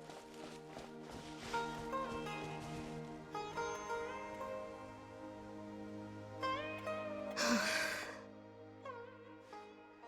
Atosa, how's it going? Oh, it's you two. I was just about to go looking for you. I wanted to thank you. I was part of the search party, so I remember what happened to Kari Bear now. Honestly, I just can't believe I forgot something so important. Sure, he wouldn't want you to forget him. It's funny, but I have this feeling he told me the same thing. I just can't seem to remember when. I guess it doesn't really matter anyway. Life is made up of a series of memories. As long as I hold on to our time together, he'll always be a part of my life. I'm just happy I got to meet him. So, who cares what happens in the future, right?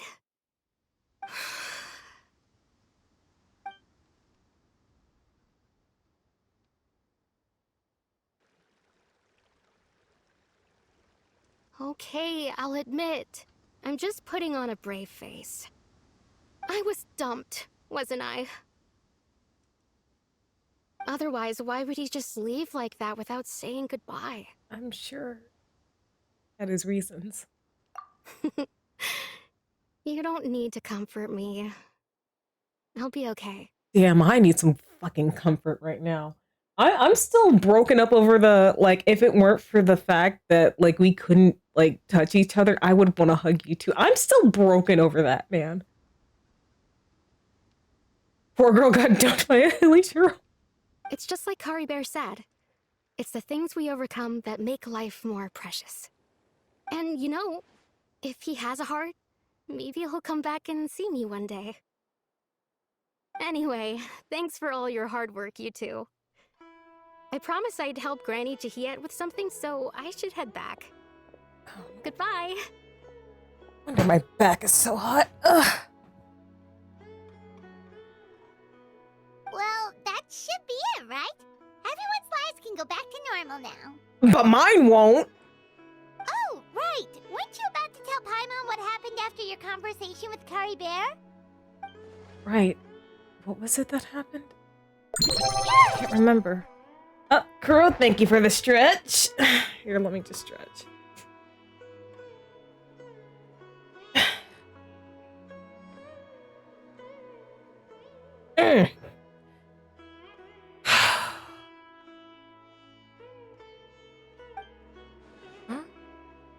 Feels like it better not be his fucking scarf. It better not be his fucking scarf. Huh? It feels like there's something in my pocket. A picture? Okay. Where'd that come from? Let Paimon see. We must get along with each other. The two of you. Son of a bitch, Carmen. Carmen.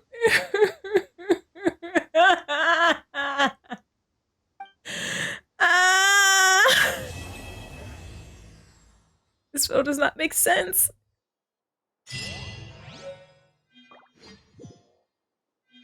Fuck off, man. Off. How dare you? How fucking dare you?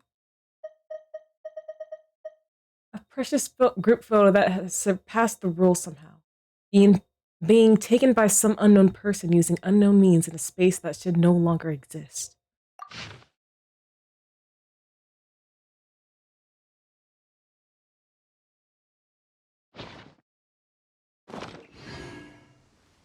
No, they're saying, oh, it doesn't make it. They're saying, oh, somehow this photo exists. They're just trying to hurt us. They just want to hurt us.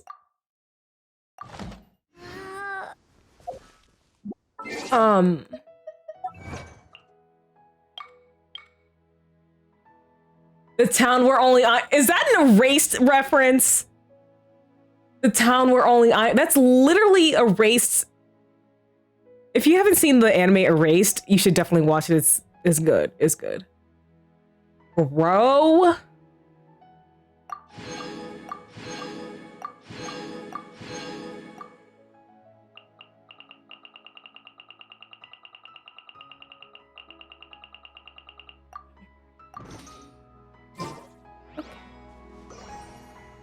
Oh, that's a callback.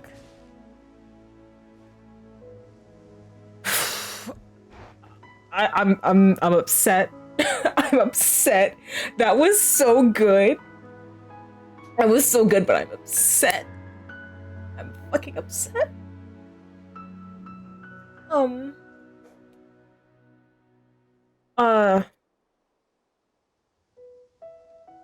We've only been here a couple of hours. Damn.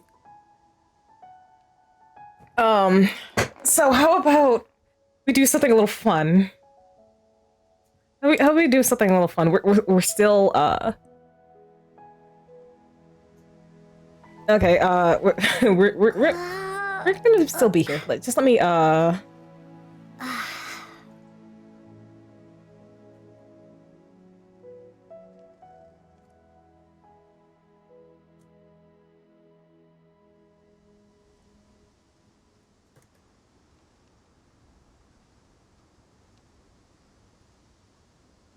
right, there we go.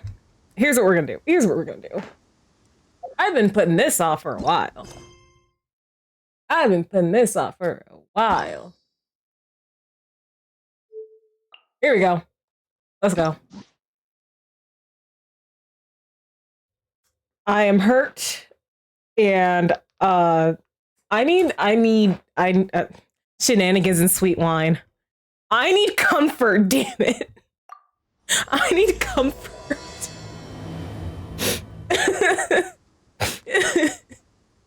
I need some goddamn comfort.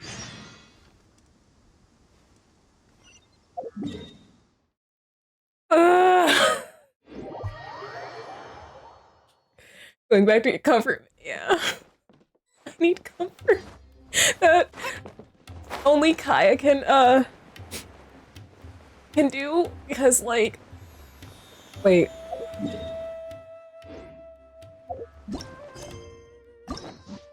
Is there? Okay, I guess I could have been comforted by Toma. But like I want Kaeya. Genshin and only hurt, no comfort. Also, I haven't seen Kaeya in like any like story related stuff in a while. Like I know he was in like the previous Dinkas, but he was only there for like 10 minutes. Tops. Oh, there he is, there he is, there he is! Kaeya! Shut up! Shut up, leave me alone, let me appreciate this man! Kaeya!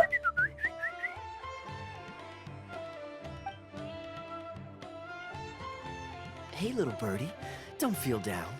Come and perch on my shoulder. Don't be shy. I'll show you around town. Oh, you can show me around town. Kaeya! Really? No wonder they never pay attention to me. Forget it. I probably shouldn't be anthropomorphizing them anyway. Haven't seen you in some time. To which one of the Animo Archon's wins do I owe the honor? Guess your natural charisma drew me here. Oh, is this your way of saying that you missed me? Yes! Sorry, that was loud. Since it wasn't meant to be with this little birdie, I'd better leave it alone. Let's take a walk, shall we?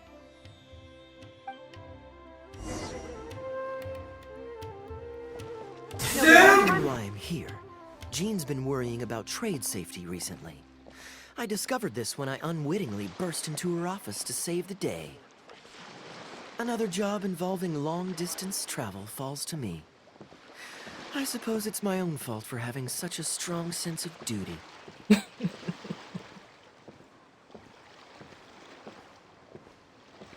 I missed you. Still, on the bright side, business is now taken care of. And I have unused travel funds, so I was planning to...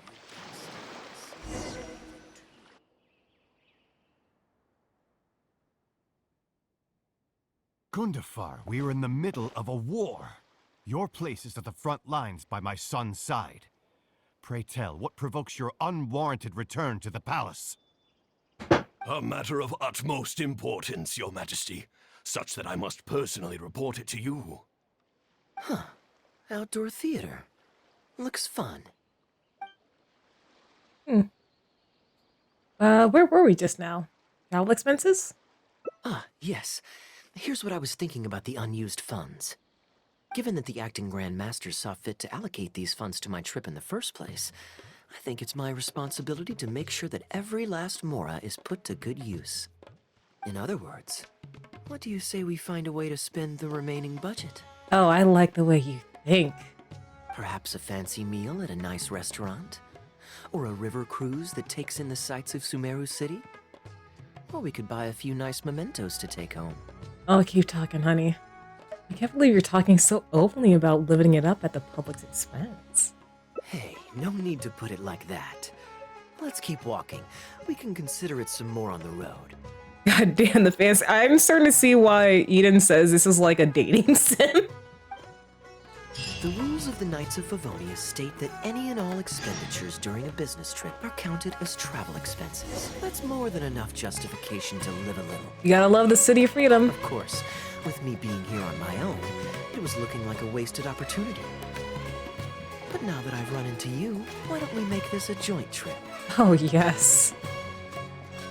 Yes, honey. You're always so busy. It's high time you gave yourself a proper break. Even the sharpest blade loses its edge if it's always in use. Regular maintenance is essential for reliable performance. Sunrise. As much as I love a hangout event with Zhongli, 5 stars get story quests and 4 stars get hangout events. I can only hope that there's an event sometime soon. Do I need a keybind for the simp? Oh my gosh. I can only hope that hopefully there's an event other than the Lantern Rite event that we can see him in. That would be nice. That would be lovely. Although I'm not complaining about seeing him as much as we did in this year's Lantern Rite. That was pretty good. And anyway, life is short, so we should make the most of the time we have. Right now is the perfect time to relax and enjoy ourselves. And who knows how many other chances we'll get. So come on, what do you say? Let me take you somewhere new. Great. Music to my ears. I'll cover the travel costs, of course. There's nothing more enjoyable than the company of a good friend. Let's call this a nice little excursion to round off my long business trip. Now, let me think where we should go. I've seen a lot of Sumeru already, so let's go for someplace new. How about Liyue? I'd be heading past there on my way back to Mondstadt anyway, so it's not out of the way. Ooh, no problem. I'll show you around. Well, lucky me. I'll hold you to that. It's fine. I'll just write my own Hangout. That's how I get my content. Man, when you do Sunrise, send it over. Liyue's Ministry of Civil Affairs frequently corresponds with the Knights of Favonius, so the address on their letterhead is one of the few places I'm familiar with. I don't have much luggage, so it won't take me long to pack. Give me a moment, and then we'll head there together.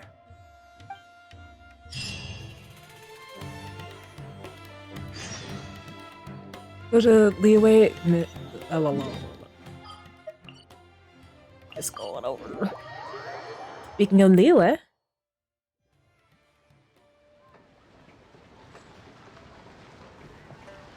Yeah, like I did read some of what you sent me. So there's more?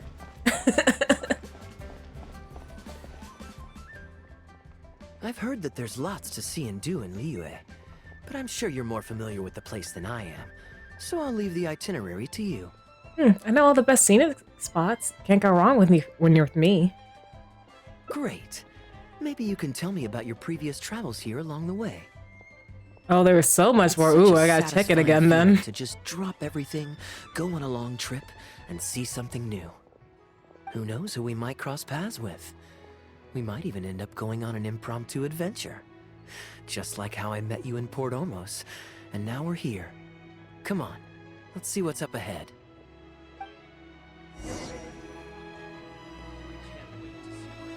Around Liyue? Kaeya. Say less. Do you know this shop?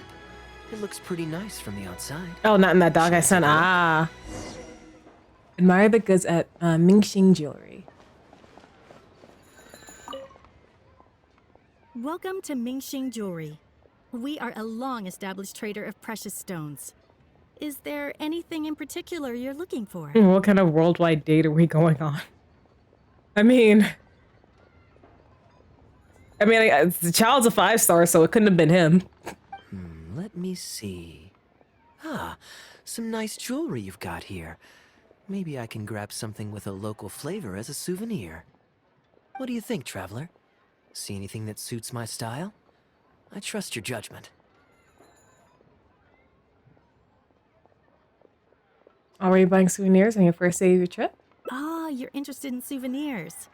If you're struggling to decide, you might want to consider getting some jade. You can't go wrong with a nice jade pendant. They're an elegant addition to your look, whatever your age or gender. If you're looking for a specific design, we can make it to your specifications. It does take some time to fulfill an order, however. High-quality jade is hard With Kaeya around, so anything suits him. at least a couple of weeks. Retweet. Oh, that's a pity. I'm just visiting and I won't be in town for very long. So as much as it pains me to do so, I'm afraid I'll have to leave this beautiful bijou behind. No worries at all, sir. If you're looking for something off the shelf, why not go and see Mr. Shurto at the Jade Mystery? He also deals in jade and precious stones. Ah, the guy with the uncut stones. Exactly. But on that note, let me give you a word of advice. There's no risk in purchasing a piece of jade that's already been cut. But you could lose all of your mora betting on uncut rocks.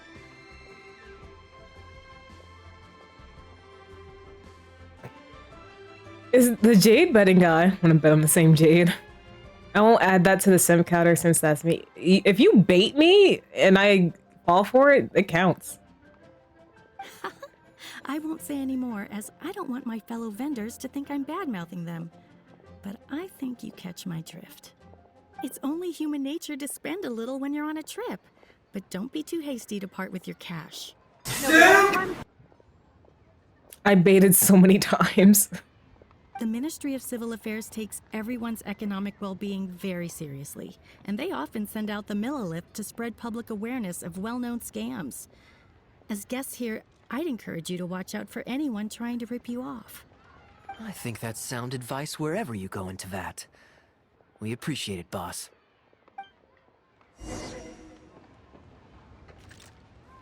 Go to the Jade Mystery and have a look.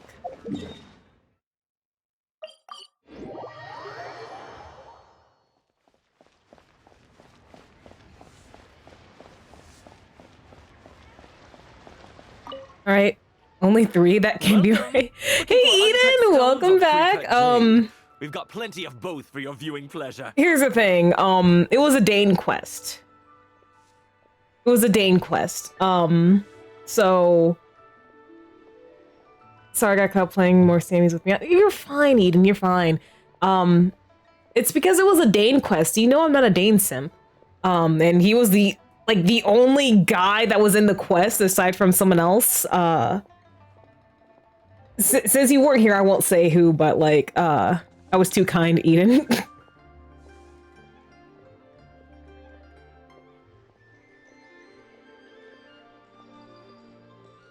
Dang, you want to punch? Oh my gosh. Oh, that's the simp I forgot. Which one? Which one, Sunrise? I'm not gonna count it unless you can tell me exactly what I did. Uncut stones. Ah yes, we were just briefed on that. Let's take a look at the pre-cut jade. You should be careful. I believe I detect a quiet but distinct tone of apprehension in your words. Please rest assured, there's nothing to be quite so wary about with my business.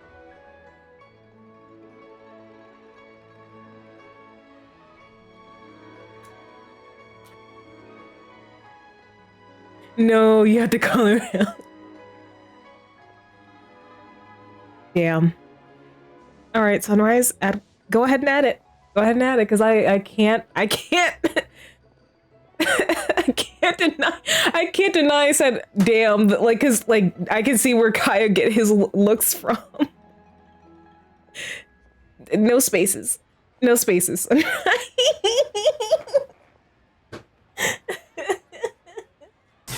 Thank you, girl. Oh gosh.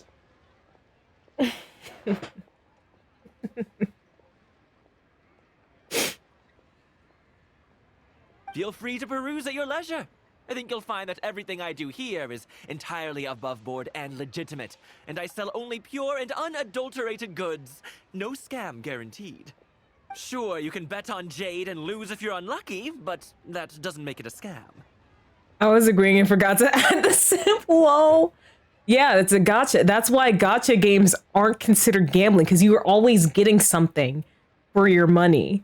Well, I mean, you're always getting something for the jade you use, and if you spend money on the jades or the primos, you're always getting something out of it, so it can't be considered gambling. Gambling means you could very well lose what you give and not get anything out of it. My terms are clear and transparent, and I only do business with willing customers. What scammer can claim that? Sounds perfectly reasonable. At the end of the day, it doesn't matter how much the vendor is charging. If the customer decides to hand over their money, they're taking the bait of their own free will. Yes, exactly. I'm glad you understand. Although your peculiar phrasing at the end there, you almost make it sound as if I really am scamming people. Anyway, betting on Jade is what it is. Feel free to try your luck, but if you can't afford to lose, then it's not for you. We don't need to cause each other any trouble. I'll leave you to browse at your own pace now while I deal with other potential customers. Amber-colored jade would probably make for a good souvenir. Are you really thinking of buying it? Yeah, I guess give me for my wallet, I'd probably say sorry. Guy can take my money. I don't care. I don't care. Take my money, baby. Why not? This is a quirky little place. Somehow, I'm inclined to entertain him for a bit. These core lapis pieces are more a dozen. Well, if you're not interested, then I guess we'll pass.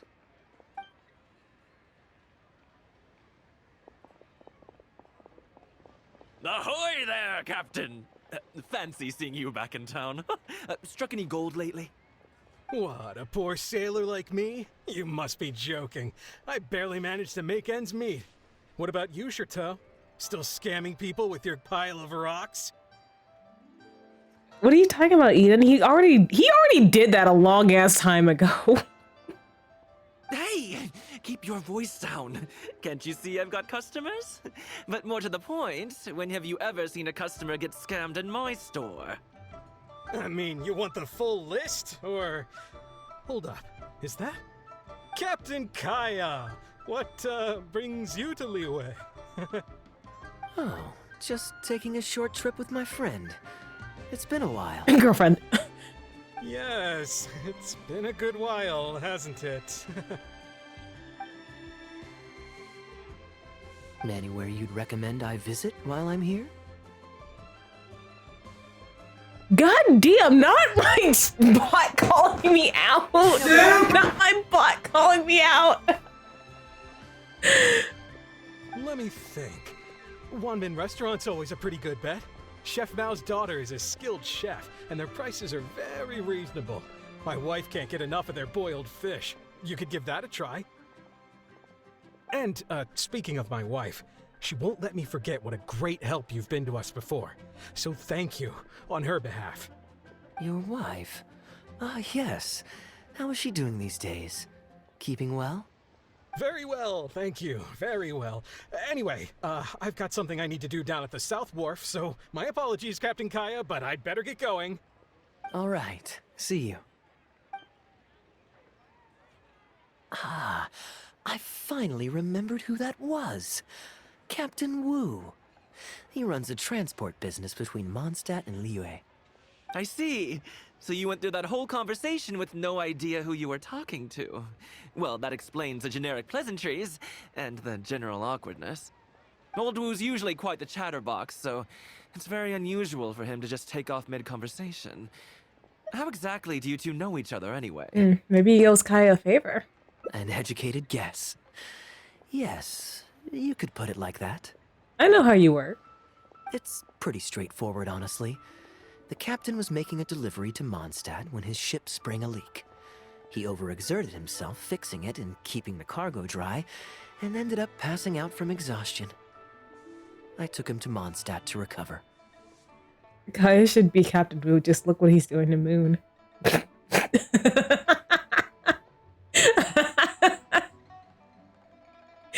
Oh, that's a good one. Well, it still seems strange to me.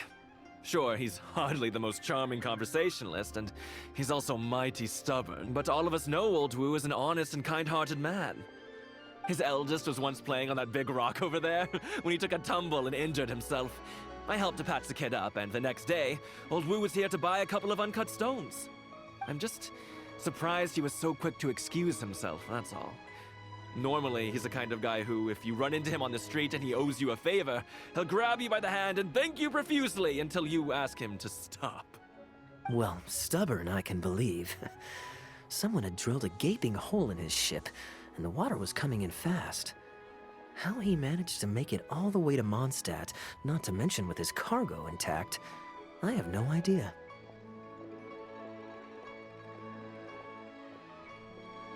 Sunrise, thank you for the quote. Someone drilled a hole in his ship? Oh dear. There must have been one of the less savory captains out there trying to sabotage his business so they can squeeze their way into the market. When competition is stiff, sometimes things get ugly. It's the way of the world, unfortunately. His line of work isn't easy. The poor fellow usually has to set sail before the break of dawn. He's been loitering around a lot these past few weeks, though. I thought maybe he'd come into some more. Competition is fierce these days. and there's not a lot of mora to be made in shipping. So every day he stays idle is another negative in the books. I do wonder what's gotten into him. Well, now I feel like I got some good lines no one has quoted. Anyway, I digress. We merchants protect our goods like our own lives, so who knows? Maybe he had some important cargo to see to. Either way, good sir, don't mind him. I has a kind soul. I am an upstanding member of the Knights of Favonius, after all. Just look me in the eyes. Don't you find me trustworthy? I do. Since you asked about recommendations earlier, you're here from Mondstadt, yes? Might I suggest the tea house is somewhere to rest your legs? If memory serves, they're just about to retell the tale of Bravebeard the Valiant from the top. Why not pay them a visit? Huh. Sounds interesting enough. Let's check it out. Kaeya, I believe you mean eye, not eyes. Oh yeah, that is something I do wonder about. Like, is his eye like damaged beyond repair and he can't see out of it? Or is he just covering up like the damage that was done around it?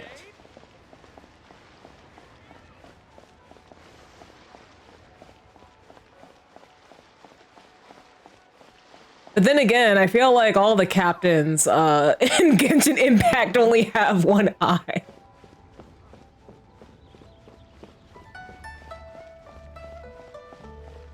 I don't know, this seems to be a reoccurring theme for Genshin Impact. Like, if you're a captain, you can't have both eyes.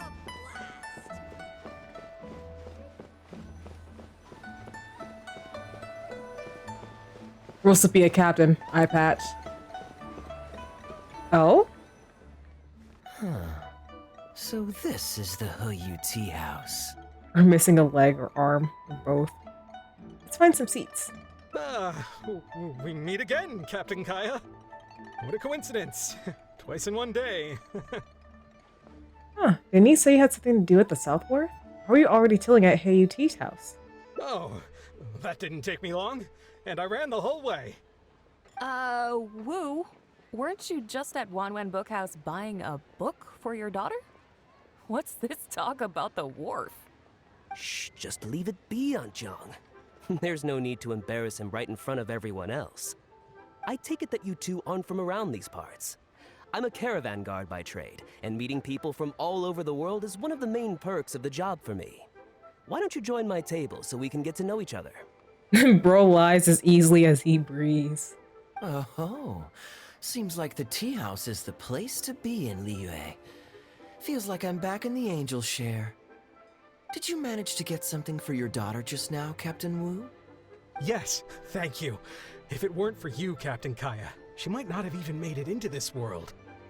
I'm so lost, Wu. What's the story here? Your wife's originally from Mondstadt, isn't she? Did you run into Captain Kaeya when you were there on business, or when you were visiting the in-laws? The latter. Oh, you've met more than once? Oh, this is so humiliating. Anyway, back when my wife was pregnant, we were taking a trip to Mondstadt to visit her parents this one time, when we were mugged by a group of treasure hoarders near Dawn Winery. The tea house is missing one big component to be similar to Angel Share. Luke? A bartender? Oh, that sounds awful. Were either of you hurt? I mean, he's still here, and he's still got all his limbs, so they can't have roughed him up too bad. I'm guessing Captain Kaeya stepped in before they could do either of you any serious harm. Yes, he did. Thankfully, he heard my wife crying for help and drove them away. My wife was injured and quite shaken up by the ordeal, so he took her to the winery and asked them to look after her. So what happened to you? Where did you disappear to? I was in the water. Huh? What did you jump in the water for? You know they can still get you in there, right? No, that's not... They threw me into the water and, stripped me of all my clothes. Damn. You can even say he could set your heart ablaze. They did what? Did they have a weird fetish or something? Stripping a sailor naked and throwing him into the water. It's not like you were going to drown. So, then what? I take it you swam to shore? That's not a word I expected to hear in this game. Fetish? Wow. The treasure hoarders always move in groups, and fighting back when you're outnumbered isn't usually an option. It's no surprise that they quickly overpowered Captain Wu. I'm just glad that everyone made it out all right at the end. Captain Kaeya, please, there's no need for you to try to save face for me like this. I already owe you so much. You don't have to do anything more. Mal, that's definitely a first. Yet, despite that, I somehow only ended up humiliating myself further. Oh, there's no point in me trying to save face Oh, now. is that why you're always trying to avoid Kaeya? Like, just the thought of like, oh no, he saw me naked. How humiliating. I can see me naked any day of the week. I don't mind. They tossed me into the water to humiliate me, and to use it as leverage to get my wife to pay up. But they didn't know that I could swim. What I'd intended was to pretend to drown, then sneak back onto shore while they weren't looking, and find a way to rescue my wife. That was before Captain Kaeya appeared out of nowhere and sailed away. So then I figured I'd get out of the water, get dressed, and catch up with you. But God knows what they did with my clothes. I couldn't find them anywhere. By the time I gave up looking for them, you were most of the way to the winery, so I had to run after you with nary a thing on myself. Damn. Outrageous. So, what happened next? I made it to the winery, but the maids noticed me first, and they called the Lord of the Manor out to give me the beating the treasure hoarders never got around to. After my wife recovered consciousness, she had to have a long talk with the young lord to explain everything. He then escorted us both safely to Stonegate. Oh, whoa. I'm sorry. But... That's how you know you're good friends. You laugh at each other's misfortune. Ugh, good luck living that one down. Trust me, I know. My wife never lets me forget. I'm sorry, Captain. I wasn't intending to share that story. It's fine. It's my own fault for thinking I could sweep it under the carpet and forget about it. I don't know if I can ever repay you for all you've done. That's why I get so embarrassed every time I run into you. Still, it won't stop me from trying. You and your friend are here to catch the storyteller, right? Girl, thank you for the It's the clip. least I can do. I'll have to watch these later. In fact, they do serve some food here, too, but it's not the best. Okay, let me run and get some fruit to share. I'll be right back. Yeah, that is precisely why he can't like bear to be in Kaeya's presence too much. Like the embarrassing memories. The embarrassing memories. Chat with everyone. Where's Kaeya though? Oh, there he is. There he is. Okay. I was about to beef with you, game. It's in the Discord if you want to find them in one place. Yeah, I mean, I do have a clips channel. Right, there we go. We're gonna save them for last. I wonder how much Fanaria caught of that. Old Wu really has no filter, does he?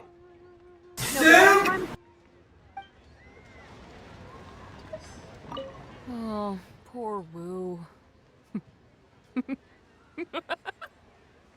Oh, gosh. I'm so sorry. It's just... No? I mean, I have no right to say this, but you know what? It's kind of funny. Laugh. Kaeya! I'm about to jump over this railing for you. He really didn't have to share all the details of that story. But since he didn't seem to mind, I wasn't about to stop him. Did you avoid bringing up the whole story on purpose? I did actually forget it first. But once he brought up his daughter, the memory of his naked escapades came flooding back. Oh, I was wondering what the total was for all the streams. Oh, for like all of Tibet? It's a high number, I will tell you. It's a high number. It's a high number, but see, as no one has guessed it yet, I gave people the option, like if someone can guess the exact number of the amount of times I simped in like all of Tibet at the end of the Fontaine Archon quest. Like they would get points for that, but it has to be the exact number. Oh, you're too low, Eden. You're too low. All of Tibet. That's 1, 2, 3, 4, 5 different regions, and people were on my ass in Fontaine. Let me tell you, people were on my ass during the Fontaine Archon quests. Eden, are you really about to go up one by one? Yeah, that's gonna take you a little while, my friend. That'll take you a little while. I will literally go into every VOD to calculate it. That's how high I can count.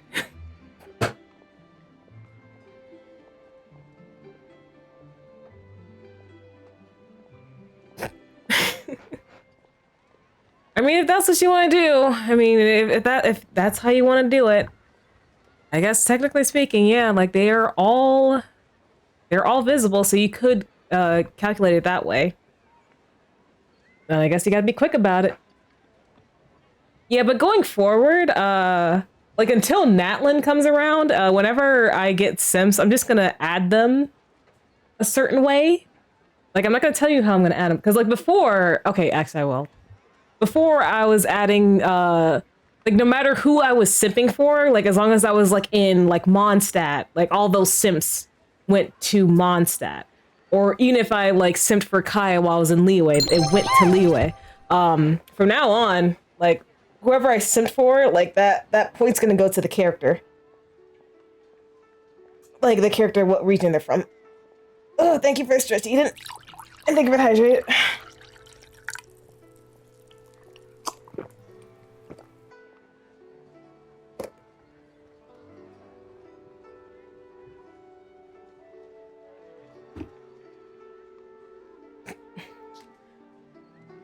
Naked Escapade. I really hope that's in the archives, just so I can pull up that Naked Escapades. We can have our own Naked Escapades, Kaeya. D-Luke thought some pervert was harassing the maids. He charged straight out the door, great sword in hand and raring to go. I haven't seen him so angry in a long time. Green flag D-Luke. Green flag D-Luke. So many people owe me favors nowadays. It's hard to keep track of them all. I really should go check my favors ledger once I'm back and refresh my memory. You have a favors ledger? Hey, you didn't think I was being serious, did you? Do I really strike you as the kind of person to keep track of favors in a notebook? Do you want me to tell you the truth or tell you a lie? I just helped the guy out on a couple of occasions because I happened to be in the right place at the right time. I have no intention of asking him to do anything for me in return. At least, not so far. I'm back with fruit. Please help yourselves, everyone. My treat. Thank you. Oh, don't mention it. It's just a few fruits, nothing extravagant. 9 Sims all in about 30 minutes approximately. Yeah, Once my new pharmaceutical business takes off and I have more to spare, I'll get you a proper thank you gift and send it to the Knights of Favonius. Pharmaceutical business. So you found a new career? No more shipping? Shipping's impossible work nowadays. There's too much competition, and the margins are too small. So I've decided to switch gears. I'm going to become a partner of Boo Boo Pharmacy and provide funding for a brand new medication they're producing. It's specially formulated to treat seasonal joint and limb pain. If you didn't know, it's a very common health complaint among sailors, but also extremely difficult to treat. I've suffered from it myself, which is why I know that a lot of people stand to benefit from this once it enters the market. It's a good cause, and a stable source of income. Whichever way you look at it, it's a step up from the back-breaking work I did before. I've already had some talks and invested 1 million mora for the first round of funding. I really hope you didn't get any of that money from the Northland Bank. Otherwise, the Harbingers will be coming for your ass. That's impressive, Wu. I wouldn't have thought you had the connections for something like that. So is it Dr. Baiju that you're in talks with? Oh no, not Dr. Baiju. Actually, it was his master, Dr. Baifudze. His medical expertise and clinical experience are second to none. And he really cares about his patients. Wait, hold on. Isn't Baiju's master dead? He gave me a few of his traditionally formulated bone-strengthening pills when he saw me suffering from my leg pains one day. Honey, I think you... It was like a miracle cure. The pain immediately went away. Honey, I think you might be... I think you may have gotten, duped. Dr. Baiju's master. Yeah, I told him I'd be enthusiastically recommending his medicine to the other guys at the docks. And after some hesitation, he just went right ahead and wrote up a prescription for me, completely for free. He said that he shouldn't really be handing out free prescriptions since, and I quote, "It goes against generations of tradition handed down by our forebears." But he just felt like it was the right thing to do. What a great guy. Your wife's gonna have something else to never let you live down. But I got chatting with Dr. Baiju recently when the Secure Transport Agency did a delivery for Boo Boo Pharmacy. He told me that his master has already passed away. Oh, bro. Huh? Why would he say something like that? I mean, the guy's old, but he's still in great health. Bro, you got duped. Because if I like, I haven't played Baiju's like story quest. I feel like this is something that's explained in story quest, or like maybe just like in lore you have to read. But I've seen some things. I'm on the internet chronically, like Genshin stuff shows up on my For You page a lot. But if I remember correctly, Baiju's master used to have a similar what's the word? I don't want to say relationship. He had a similar deal or contract with the snake that's around his neck all the time. I forgot her name. Yeah, like they had a very similar contract. Like the snake on Baiju's neck had a very similar contract with his master. They switch eyes, and they're we are in a, yeah, Chung Chung. I'm probably saying her name wrong. But not only do they switch eyes, like she has to be in a contract, otherwise she cannot live long. But when she makes a contract with someone, their lifespan is like significantly decreased. Captain Wu, where did you meet this old master? Let's save his ass. Just out on the street? I know that sounds dubious, but this is an educated and respectable gentleman we're talking about. There's no faking that. Hold on a second. I just remembered something. My nephew-in-law met a medicine seller not too long ago, too. He also described it as a miracle cure. He spent a lot of mora on it, but when he brought it to Boo Boo Pharmacy, Herbalist Gui took one look and told him he'd bought nothing but regular painkillers. This Baifudze you met, did he by any chance have a goatee and salt and pepper hair? He did. If I may, Captain Wu, there's a lot of mora involved here. It seems like it would be worth asking this Dr. Baiju about his master, just to set the record straight. You could show him the medicine as well. Clearly there's some misunderstanding here. Misunderstanding? More like this dude got scammed. You're right, Captain Kaeya. A quick trip to Boo Boo Pharmacy and I can get Dr. Baiju to clear all of this up. I'm sure it's all... I mean, hopefully it's all fine. I wanted to spend this day with Kaeya, not going around fixing other people's problems. He left in a hurry. He must be stressed out of his mind right now. I know that Dr. Baiju. Should we go with him for more support? Hey, let him deal with this, okay? No point in you stressing yourself out too. Fraud or not, it's up to Captain Wu to figure out exactly who he's gotten himself involved with. Just say you want me to stay here so we can just be together. It's fine. I get it. I'm no Dark Knight hero, or a martial arts hero for that matter, and neither are you. Wait, Or are you? Now that I think about it, I can see you having a secret double life as a martial arts hero here in Liyue. You certainly have the personality for it. Kaeya. Either way, Liyue has its own rules and regulations. Best to let the Ministry of Civil Affairs deal with this in the proper manner. If a couple of outlanders like us get involved, we might just end up muddying the waters, even with the best of intentions. I mean, I'm kind of a celebrity here. I'm kind of a celebrity everywhere, but like, okay, it's fine. Let's just be here in the moment together. We came here to enjoy ourselves, remember? We don't want to get our priorities mixed up. Oh, and look at that. The storyteller's taking the stage. You take your seat, and then I'll take mine in your lap. It's all good. It is said that the sky's the limit for the aspirational soul. But alas, for the woes of the world are equally limitless. No such stranger to woes was Huang Guang, a man having suffered countless injustices at the hands of his fellow men, forsook them to dwell among the mountains and rivers. Yet fate fortuitous found him when he entered the tutelage of an adeptus and learned many mystical arts from them.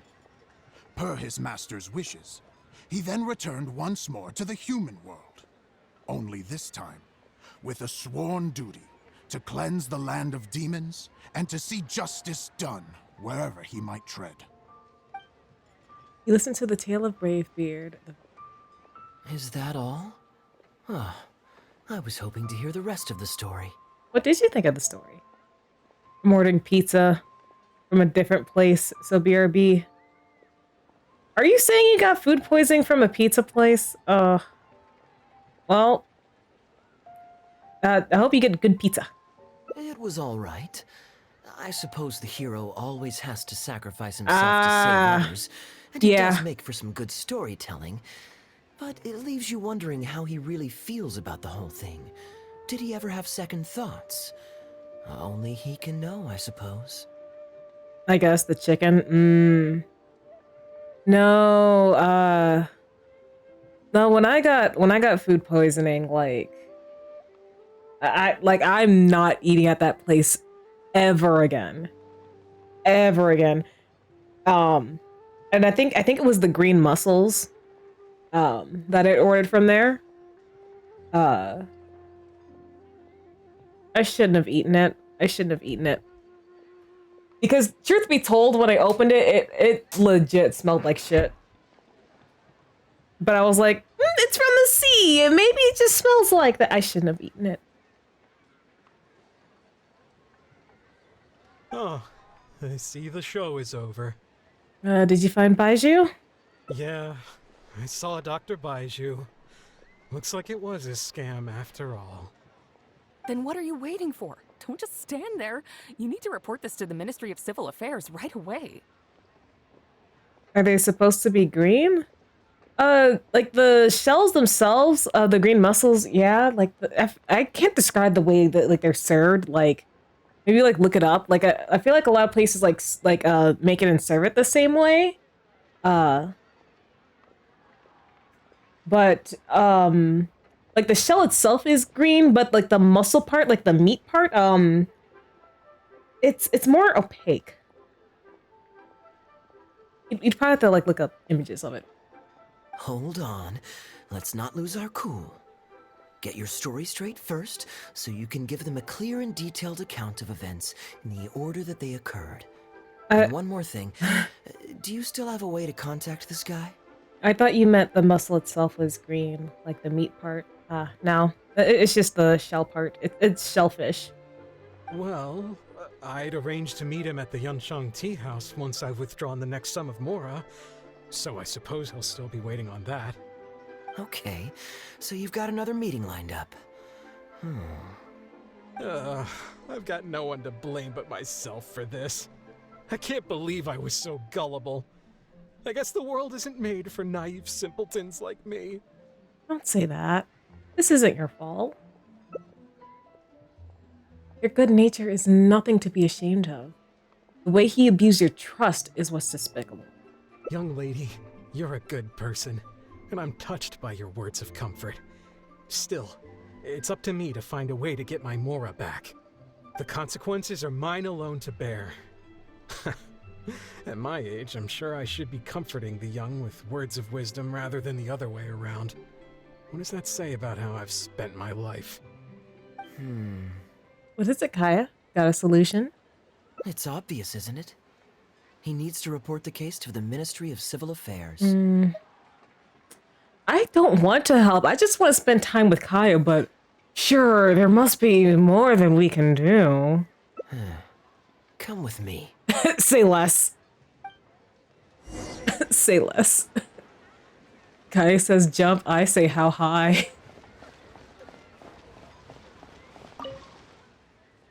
I am quite curious. How does our chivalrous martial arts hero intend to come to Captain Wu's rescue? There are countless victims of injustice in the world. We can't try to help each and every one of them, can we? Oh, but you're such a good person, Kaeya. You'll do it for me, won't you? Oh, I'm surprised. I didn't know you thought of me as someone who helps other people unconditionally. Listen, there's many ways I can pay you back. There's many ways I can pay you back. I'm genuinely flattered. But we both know that I'm not that kind of person, really. You helped Captain Wu just because you were there and you didn't even remember it. That's why I believe you'd be willing to help. Your logic is very straightforward and quite endearing in its simplicity. But I like how you think. So I'll indulge your martial arts hero aspirations for now. What's so funny? What's so funny? It's simple, it's simple. We'll just tell the Millilith, we'll tell them there's a sting operation. They'll do the thing. They capture the guy, get his money back. Bam! Captain Wu, how would you feel about owing me one more favor? I'm sorry, Captain Kaeya? Let's say, hypothetically speaking, I found a way to recover your Mora that would leave the man who defrauded you feeling angry and frustrated, but give him no way to get back at you. If it could be done, and the only cost was owing me yet another favor, what would you say? What exactly are you getting at? The Traveler here is adamant that you should ask me for another favor. Personally, I blame the storyteller. After the inspiring tale of Bravebeard, she's all gung-ho about playing hero and righting this injustice once and for all. Captain Kaeya, young lady, thank you. I will humbly accept your kindness. All right. Now here's what I'm thinking. You develop a plan with Kaeya. All right, then it's settled. Per our brave hero's plan, let's rendezvous at Yanshang Tea House tomorrow. Wait till 8 AM the next day.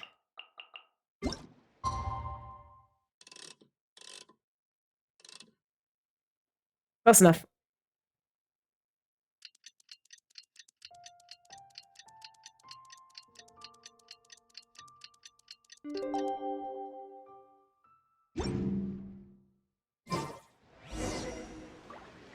Go to Yangshan Tea House. Wait, is it that same tea house that, is this the same tea house that Yelon owns now? Ah, you're here. Good. I'll head upstairs first, and you join me in a bit. You've got nothing to worry about. As long as this lucky coin's in my hands, it'll do as it's told. Before I toss the coin, I'll get our guy to bet heads or tails. Then it's your turn to bet. Oh. Now remember, if I touch my chin, you bet heads. If I touch my forehead, you go for tails.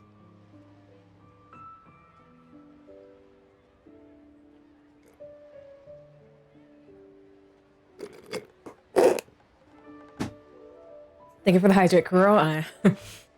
I honestly need it. Okay. Chin, heads, forehead, tails.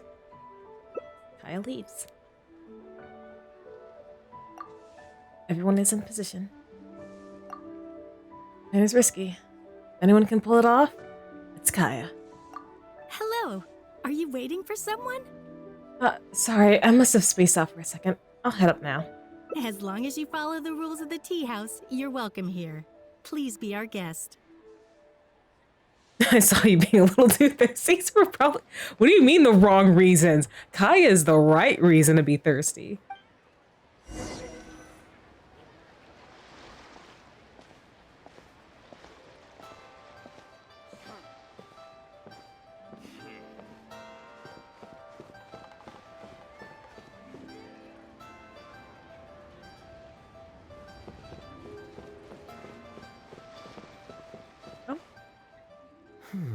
From the way you describe it, Liyue does sound like an attractive place to settle.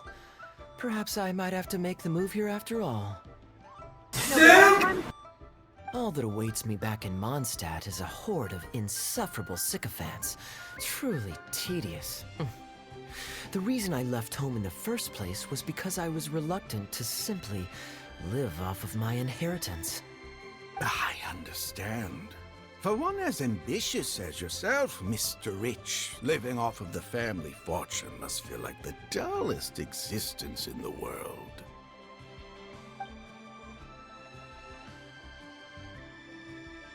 What are you doing? It's common courtesy to introduce yourself. Can't you see we got here first? Don't be so uptight. I'm just looking for a seat. The other tables are all taken. Only place left. They're running out of tables, huh? Looks like this location's getting too small for them. Very well, I'll make an exception for you this one time. Let's hope the tea, at least, won't disappoint me. So, my friend, what's your name? Okay, Kaeya and I discussed titles in advance. Kaeya is a young lord from a wealthy family. I'm an aspiring foreign disciple of the Guhua clan. I'm an aspiring foreign disciple of the Guhua clan. Here is the tea that you ordered. Please enjoy. Ugh, this tea is... never mind. Mr. Bai, this has been a most pleasant and insightful conversation. I consider it good fortune that I encountered such a refined gentleman as yourself so far from home. Please allow me to pay for the tea. Yes, good fortune indeed. In that case, I must thank you for your generosity. You there. I'll get yours too. Thanks. Far from home? Oh, you can't tell? My family's lived in Mondstadt for generations. I got bored sitting around at home and decided to set off on a journey to expand my horizons. The sights of Liyue Harbor are rather spectacular. I've half a mind to buy a waterfront property here so I can come vacationing every year. That would be quite nice. If the family would spare me a little loose change, I could even invest in an antique shop or two so I have something to do during the day. Flaunting your wealth much? Show off. Flaunting? Come on, we're talking 20, 30 million tops, surely. Isn't that just pocket change? Mr. Rich, just to clarify, that's quite a large sum of mora as far as the common woman is concerned. It's understandable that our friend over here feels out of her league. Damn, I just got called poor. The name's Albert. Surname Rich. But only the servants in the house address like Alberic? Mr. Rich. Now that we're so Alberic? Mr. Bai, please just call me Albert. Albert, Rich, Alberic. I'm sorry, like maybe that was just a coincidence, but like Albert Rich, it just seems like it's a play on words on his like surname Alberic.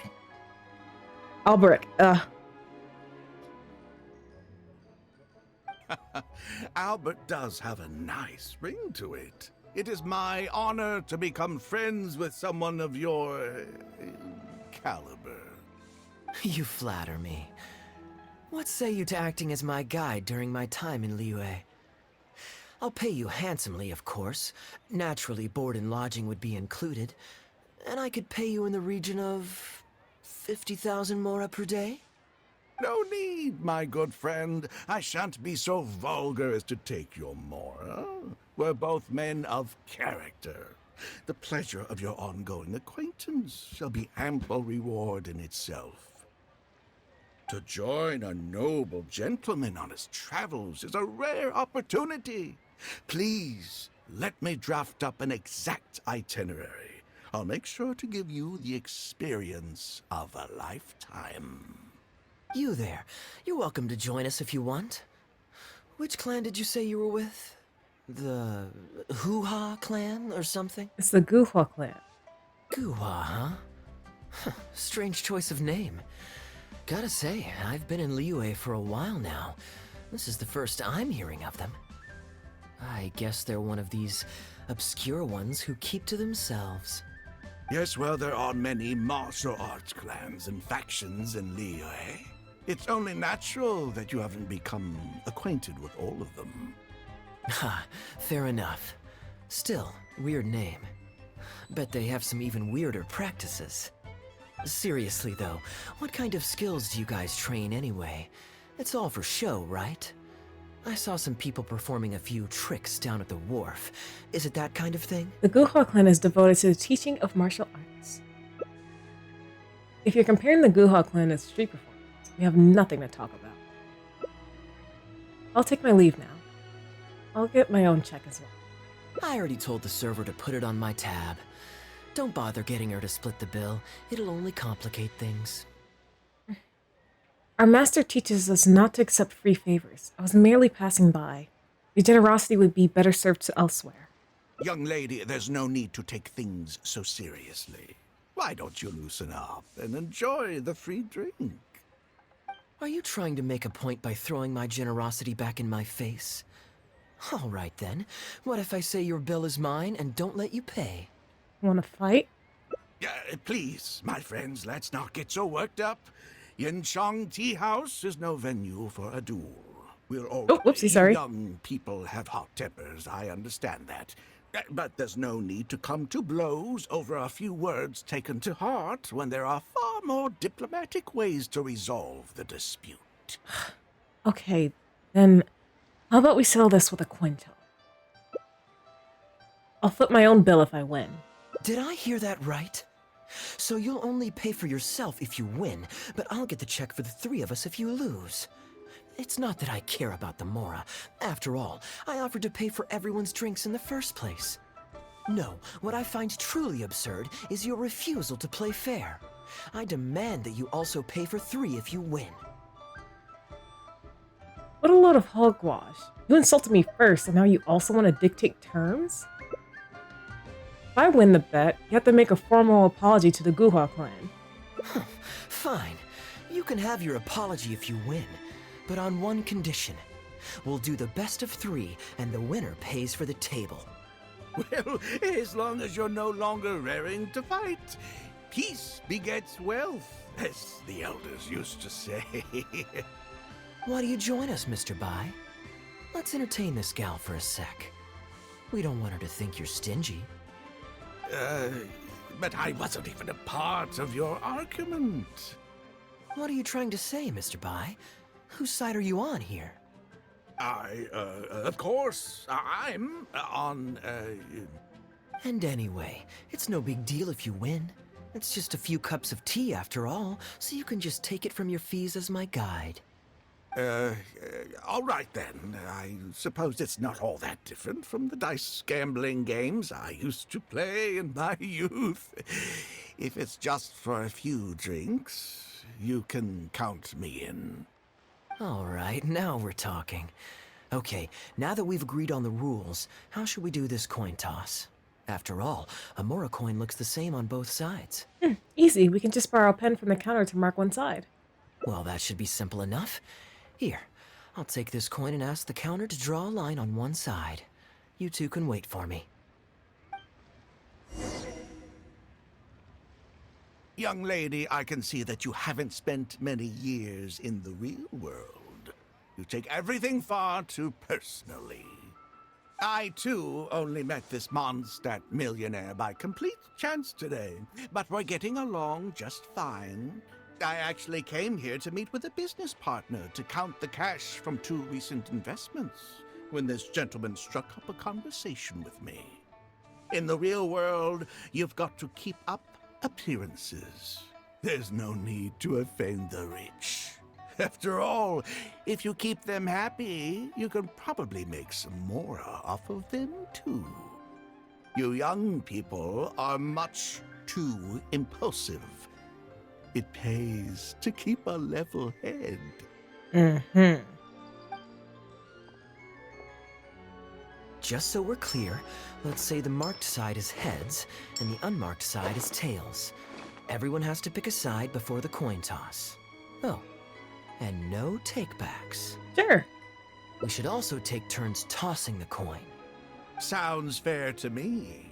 Why don't you do the first toss, Albert? All right, then, I'll start us off. Here we... Oh, wait. I nearly forgot to collect everyone's bets. Mr. Bai. Chin, head, forehead, tails. I suppose the choice is arbitrary since it's a 50-50 chance.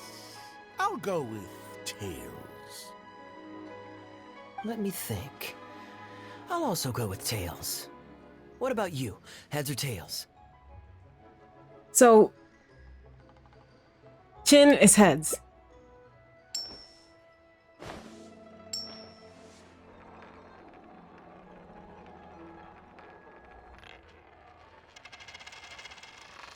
Tails, just as planned. Hey Delta, welcome back. I needed Kaeya comfort, okay? After that Dane quest, I needed Kaeya comfort. Oh, darn, I won. Lucky me, I guess. I won as well. Guess there might be a formal apology in the cards after all. Hey, this is just the first toss. Let's keep going. I have a suggestion. If one of us loses twice in a row, they should get knocked out while the other two carry on playing to decide the winner. Let your man. With three of us playing, it'll start to get difficult to keep track of who's won the most times.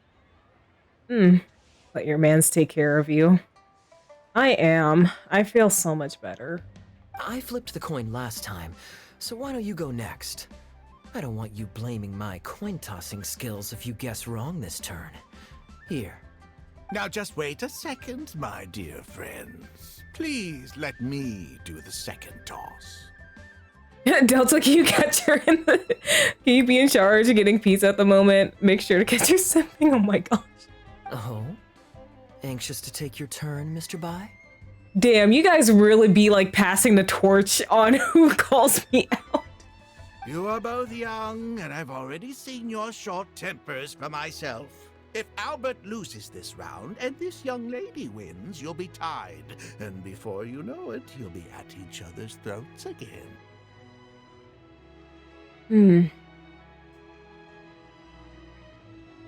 It was for Kaeya to pass the coin to me next.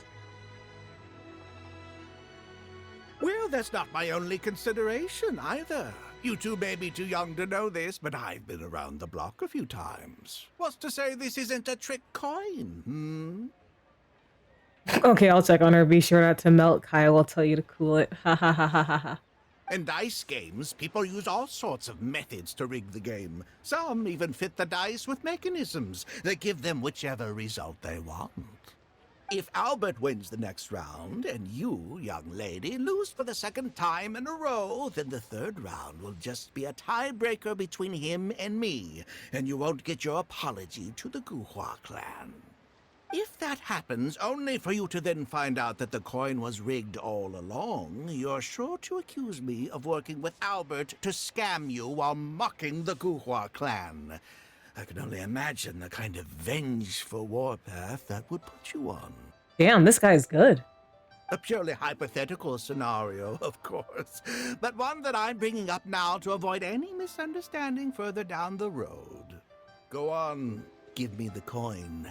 I'll show you how to check if it's been rigged. Why is Kaeya still smiling? If he catches us out, we'll be in deep trouble.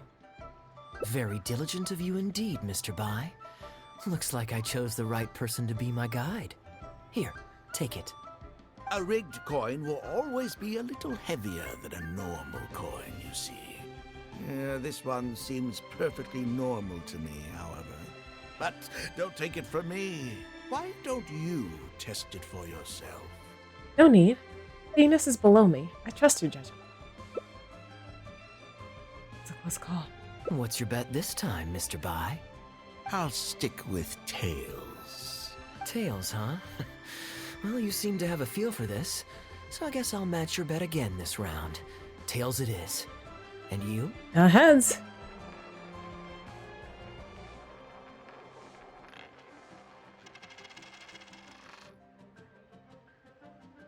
Coin turned up heads. Is that just a lucky guess? Or is Kaeya already... Well, my luck's still just about holding out. The three of us are now tied, so no one drops out. Certainly better than Albert and I going head-to-head in the final round. My turn. Mm-hmm. Well, here you go. What'll it be, Mr. Bai? It's a tough decision this time. That's what makes it fun, isn't it? Anyway, there's no need to stress. What's the cost of a few cups of tea compared to 50,000 I'll be paying you every day? You make a good point. All right, I'll take heads. Okay, and now it's my turn to guess. Not that the outcome matters either way to me. I won't even notice the more's gone. Whatever, I'll take tails. Alright, so tails.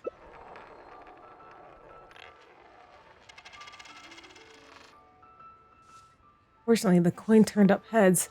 Now it's Kaeya's turn. Why did it have to be heads?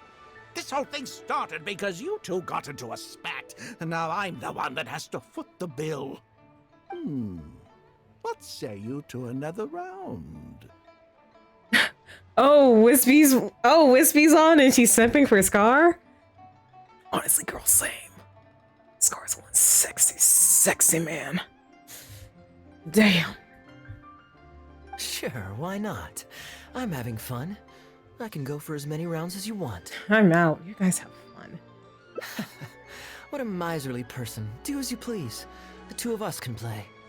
But Albert, all the fun of gambling is in the stakes involved. What say you to throwing a little loose change into the pot? Oh, come on now. No need to walk on eggshells here. I hate all of you. Shall we? If you guess right, I pick up the tab. But if you guess wrong, I'm afraid it's still on you. Sure. That's exactly what I was thinking. Well, here's the coin. You can toss first. I'll take heads. You melt for that, man. The tag team, well, yeah. I'll choose... Wouldn't it defeat the whole purpose of betting if you guessed the same as me? This is a two-person game now. Surely one of us has to guess heads and the other tails. All right. It all comes down to luck, after all. I'll take tails.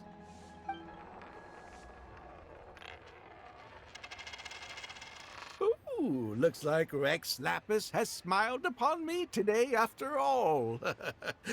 Thank you for the tea, Albert. You're on a lucky streak today. Look at you getting so giddy over some chump change. It's like you've never gambled with real money before, my old man. That's a real rush, I'm telling you. This is nothing by comparison. In fact, I'm starting to get a little bored. Rex Lapis would side with the Wrath of the Rock, old man. Well, in that case, would you care for another game? Sure. And let's up the stakes a little this time. Shall we say 50,000? Oh, maybe that's a little on the high side. What, 50,000? But that's just a single day's guide pay for you. All right. I'll bet tails. Great, then I'll bet heads. No takebacks. Heads. Tails. Yes! Oh, how unfortunate. I shouldn't have gotten greedy. After all, in the long run, gambling is always a losing game. 50,000 more. my goodness.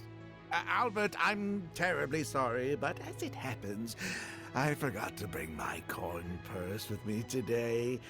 Could you perhaps take this 50,000 out of my guide fees? Call it an advance payment. That would make us even. Advance payment? Sorry, I'm afraid that's not my style. It'll have to be cash. This day, just getting better and better. Well, so be it. 50,000. Let me see what cash I have on me. Ooh, Mr. Bye takes out 50,000 and more. 50,000? That's not what we agreed on. Huh? What are you talking about? I think you'll find that our bet was for 50,000. No, it wasn't. The amount was 1 million. 1 million? Are you insane? Come on now, Albert. Be serious. 1 million here and 1 million there might be all fun and games to you rich types, but to ordinary folk like myself, this is no laughing matter. I'm being perfectly serious. I know what I said, and what I said was 1 million mora. You're lying through your teeth. Hey, young lady, you tell him. Did you hear him say 1 million at any point during our bet? Yes. He said 1 million. Are we just gaslighting the dude? Yes, we are. Huh? What the? I'm not deaf, you know. I swear I heard 50,000. Wait. Oh, I see. You two are in this together. I never met either of you before today, and out of nowhere you suddenly roped me into betting over a coin toss, and now you're accusing me of owing you 1 million mora.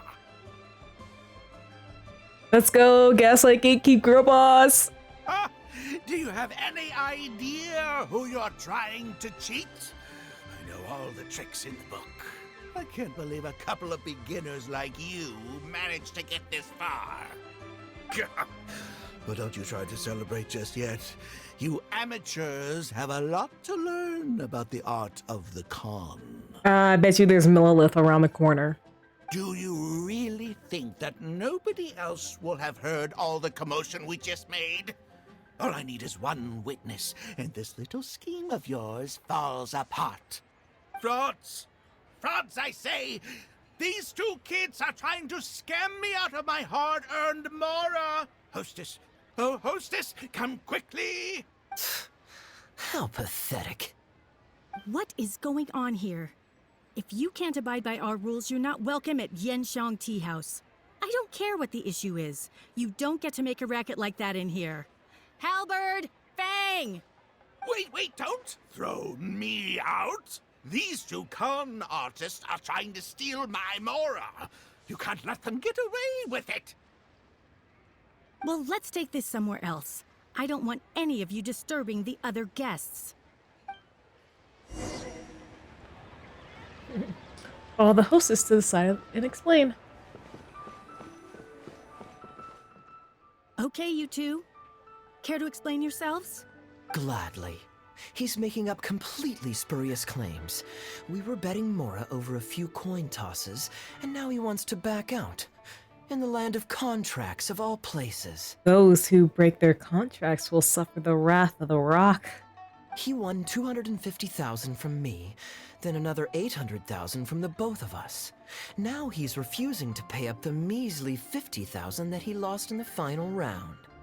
Okay, so after settling up, a total of 1 million mora should have changed hands. Sounds plausible enough. Oh, it's a complete pack of lies. Hostess, if you don't believe me, ask anyone else in the tea house. These kids were so loud, I guarantee you everybody in that room knows the true story. Sorry to interrupt you all, but you're witnesses to the situation here. Is what Mr. Bai says true? Oh, thank goodness you're finally here. What took you so long? That old guy's been bragging about the mora he's won so loudly, I'm surprised the whole street didn't hear him.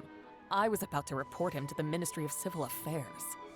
Leave me out of this. I want nothing to do with gamblers and scammers. Please, just bring me my check. Our new owner laid down the law not too long ago. We turn a blind eye towards casual games of dice, but there is zero tolerance for any explicit gambling with real Mora. Return any winnings to the party you took them from, and we'll say that none of this ever happened. Otherwise, I'll have to bring in the Millilith. And I can assure you that they take a more hard line on this kind of thing than we do. I guess technically we are committing a crime and we're committing fraud. Why should I have to give them any Mora? I don't have any Mora on me. Oh, but I think you do. 2 investments, was it? One of them to the tune of exactly 1 million as it happens. Oh, and don't forget you still need to pay the tab. Gotta commit 1 crime per region at least. You... Wait. How did you... Halberd! Fang!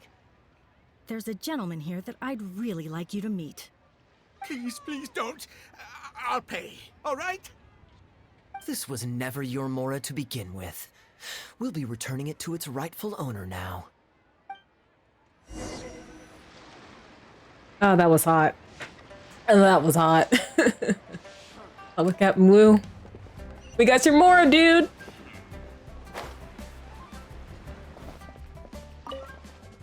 What did you think? Could you hear clearly from your corner on the 2nd floor? Yes, everything. I can't thank you 2 enough. Woo.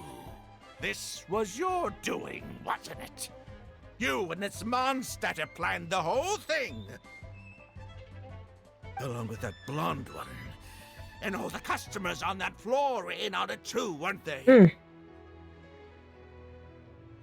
I know where you live, and I know what your wife looks like, and your pretty little daughter, too.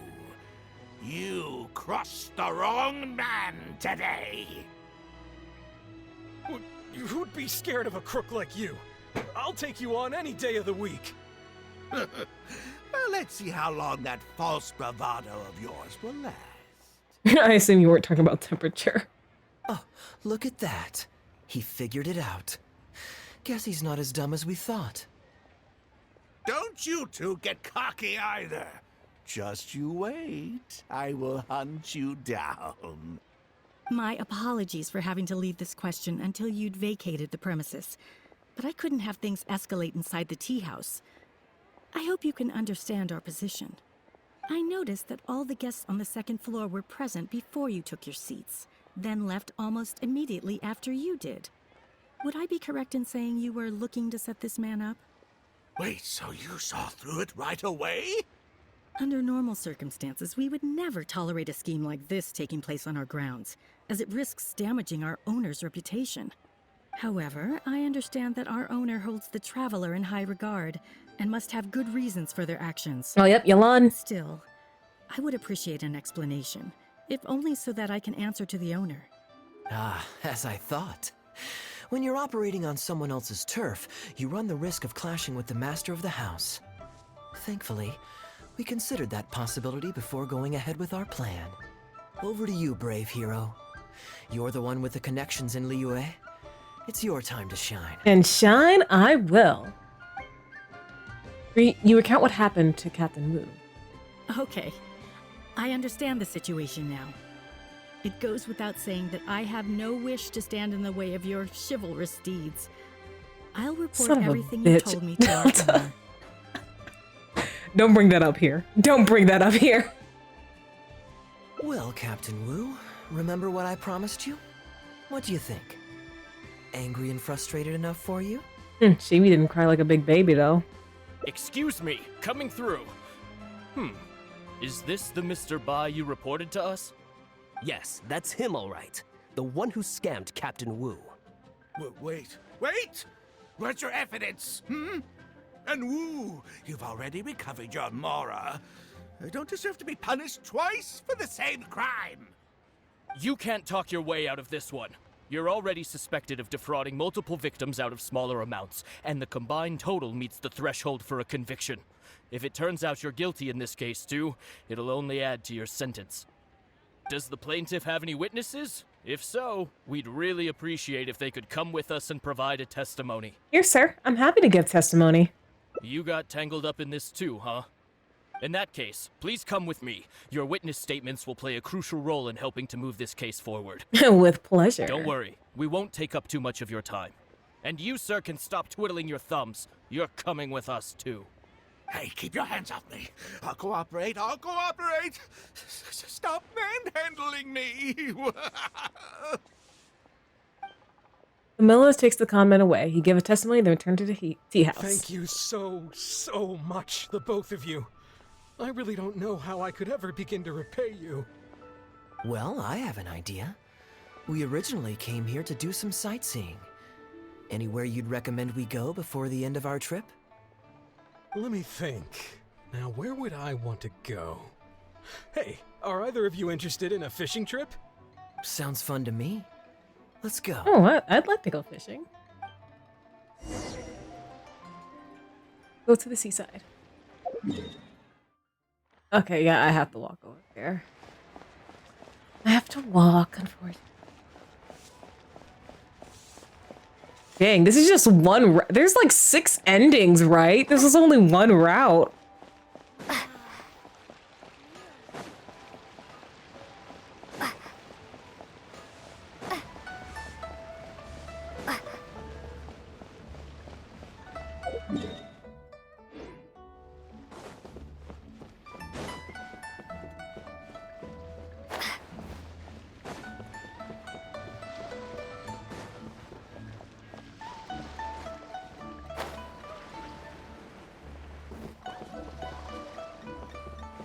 They fed us well with Kaeya's hangout. Ooh. Well, this was certainly an eventful end to my trip. It wouldn't have been possible without you. Or my lucky coin, of course. Oh, I'm just glad nothing went wrong when I tossed it. Wouldn't be much of a lucky coin if it had. Besides, I already taught you how to become attuned to it. You still need some practice to master the technique, but luckily it decided to play nice and spare us any more complications. How do you control it anyway? A better question to ask might be, what do I do to make this coin happy to work with me and show me whichever side I wish? My answer would be that I tell the coin a joke every time I toss it into the air. If it finds my joke funny, then it cooperates with me. Of course, this whole arrangement hinges on a pre-existing amount of trust between the two of us. I can't just get any strange coins to listen to me. He caught us off guard when he insisted on taking the second coin toss. Yeah, I was a little surprised when he unwittingly called out our trick coin, but it didn't matter. A good gambler always keeps their options open. You have to have a contingency plan for when the odds are against you. So when I went to the counter, I marked a regular coin as well as my trick one. That safely avoided any risk of him finding out about the trick coin. But it also meant that we wouldn't be able to control the result of that round. But hey, what does it matter? The fact that he made things a little more challenging only made it all the more exciting to watch him slowly but surely fall into our trap. Especially listening to him warn us about the possibility of a rigged coin right as we were scamming him. That was my favorite part. As long as I chose the same bet as him, and you bet the opposite to me, it was always going to end up with him paying.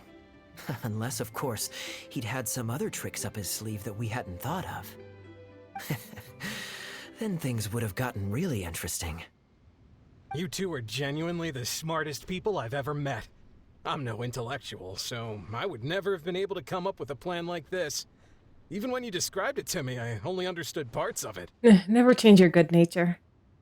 Well, I may not be the smartest guy around, but one thing I do know is this.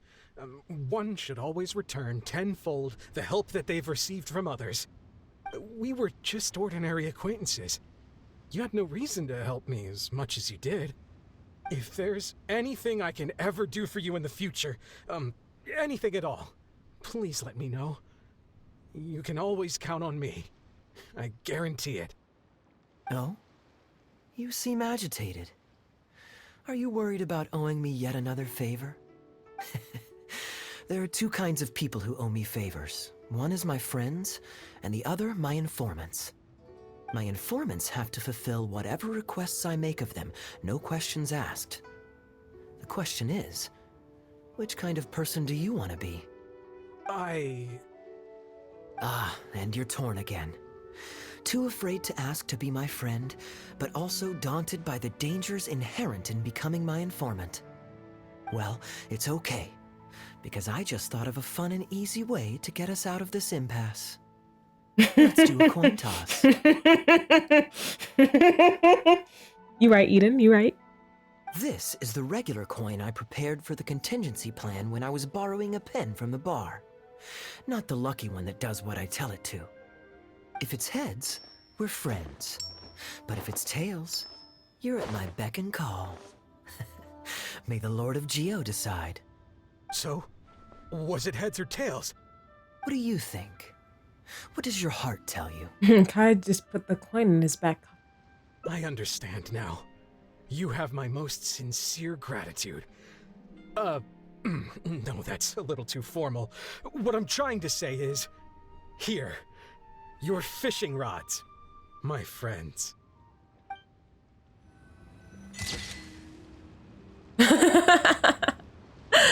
Oh, that's such a good image. I'm saving that shit.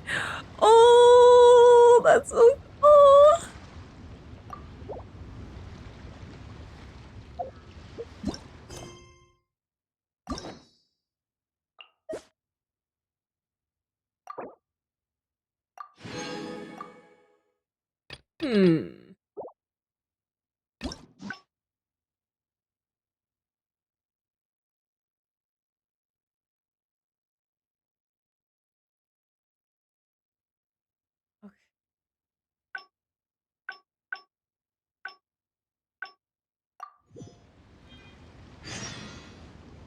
Okay, so I'm good. Damn. Okay. Fish ending, I ship it. Officially complete all these fishy puns.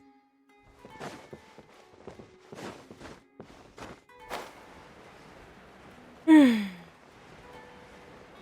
see if we can get something else done really quick. Because it's now Sunday.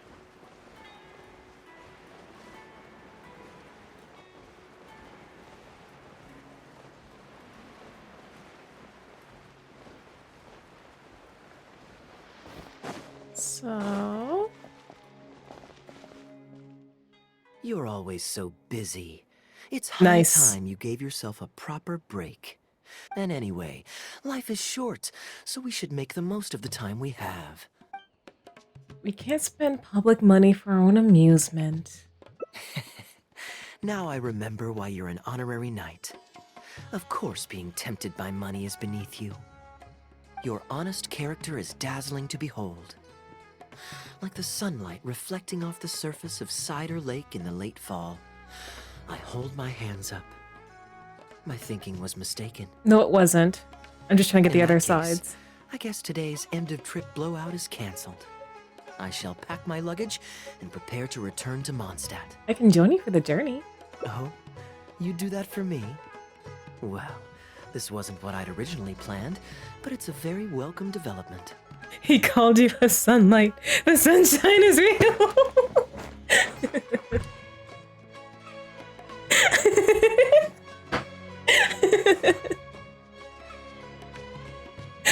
Oh no, I'm thinking about it. When I was souvenir shopping, I picked out something for you too. Guess my thoughtfulness wasn't in vain. Oh, you got me a souvenir? Well, let's keep that a secret for now. Not because I want to keep you guessing. It's just that I didn't think I'd run into you here. All my gifts are back at the inn. I want you to find out for yourself when you open it. The surprise is what gift giving is all about, is it not? Yeah. Then it's settled. We'll leave together shortly.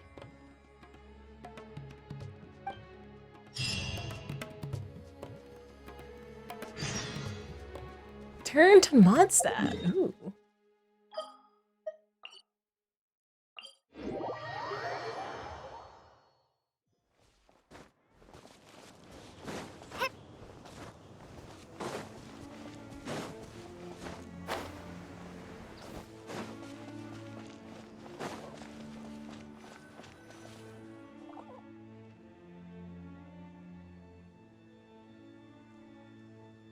Look, Mondstadt's windmills. Ah, such a comforting sight. Now, as promised, your souvenir. Here you go.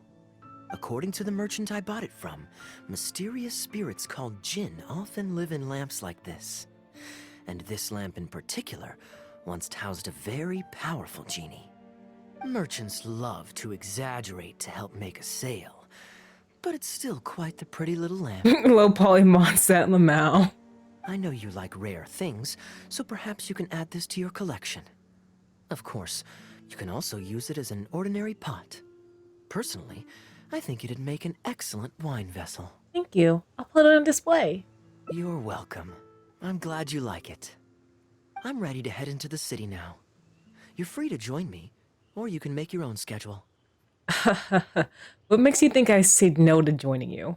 I could give everyone their souvenirs first, but I'm not sure whether I'm in the mood for running around and visiting people right after the long journey. Big mood. Maybe I'll take a breather first. But I know I'll only get bored sitting in my room alone. Ugh. Do you have any suggestions? Oh, you certainly won't be bored if I'm in the room with you. But, we can chill out together so you can relax without getting bored. I'm honored to have such a caring friend. The game is thinking the same as me.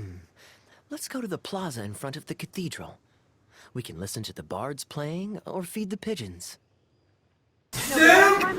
It's cute that the notes show around their faces when they're happy. Yeah, it's very cute. After so long in Sumeru, I've begun to miss that slow-paced and relaxed atmosphere. What do you want from me? The game's thinking the same thing as me. There's no rush. We can take our time and stroll on over. Oh,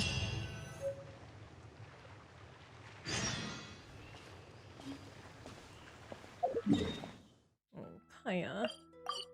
You love it. Just like I love you.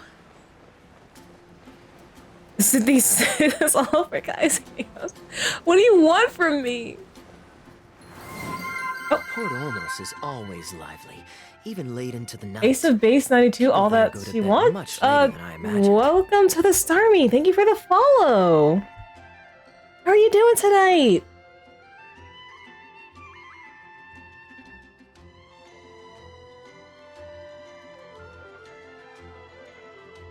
Quite a stark contrast with Mondstadt. People pray and play music in the cathedral plaza during the day, but come nighttime, the streets are deserted except for the knights on patrol. Which lifestyle do you prefer? Good question. Life in Sumeru is never dull. Last time I was out drinking on the street at night, some passing mercenaries invited me to dance. Although, I did learn later that that kind of thing is highly unusual even there. They must have been in a very good mood that night. They taught me a lot of songs that they usually sing during feasts. It really was a fun night. But be that as it may, I think I'm more suited to the free and easy life in Mondstadt. Simple, honest folks like me, we don't need much to be content. Can you even hear what you're saying? Fair enough. Let's shelve that discussion for now. Have you ever had a chance to hear the cathedral choir before? The hymns they sing are a whole tradition in their own right. Quite different from the folk songs that the bards play. Not yet. Well, let's see if we can catch them today. Sister Grace is right there, so we can ask her about the choir's schedule.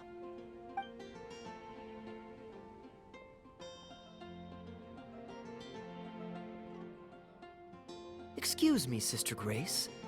Does the church choir have any performances coming up soon? Oh, I'm so sorry. The hymn concert we previously announced has unfortunately been pushed back. Oh? What's the story there? As you probably know, Captain Kaeya, we've been trying to organize an amateur choir in addition to the regular church choir. Ah, yes. I heard about that. I believe the plan was ultimately to have different choirs who can take turns to perform hymn concerts. Yes, exactly. Well, it turns out there are plenty of believers who are good singers and interested in joining a choir, so in theory, it should have been a simple case of getting everyone in the same room, then practice, practice, practice. But for some reason, the rehearsals are going terribly. I don't understand it. Everyone in the choir has a basic level of musical literacy, but they sound awful together. It's like everyone's trying to do their own thing. There's no group harmony. Oh, maybe I'm just not musically gifted enough to give them the guidance they need. Captain Kaeya, I know you like listening to hymns. How good is your understanding of vocal music? Me? Music is far from my forte. But if you need some help, then don't worry. Dang, all of Mondstadt is tone deaf confirmed. I mean, their Archon is the tone deaf bar. Venti's John crying. Thank you so much, Captain Kaeya. Having some expert guidance will definitely be a great help.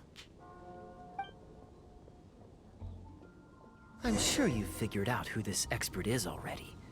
He has the best singing voice of any poet in Mondstadt, and understands poetry better than any other singer. Wait, are we really gonna see Venti? Plus, he's exceptionally easy to find. 9 out of 10 times, he's in the tavern. Wait, are we really gonna see Venti? Wait, hold on. This is why I love you, Kaeya. Venti! It's Venti! Oh, I haven't seen you so long! Drinking alone? I hope you don't mind us joining you. Hi, Venti! Hello, hello! Please, take a seat. We're all friends here. Venti! Patton, 1 moonlit alley and an apple cider.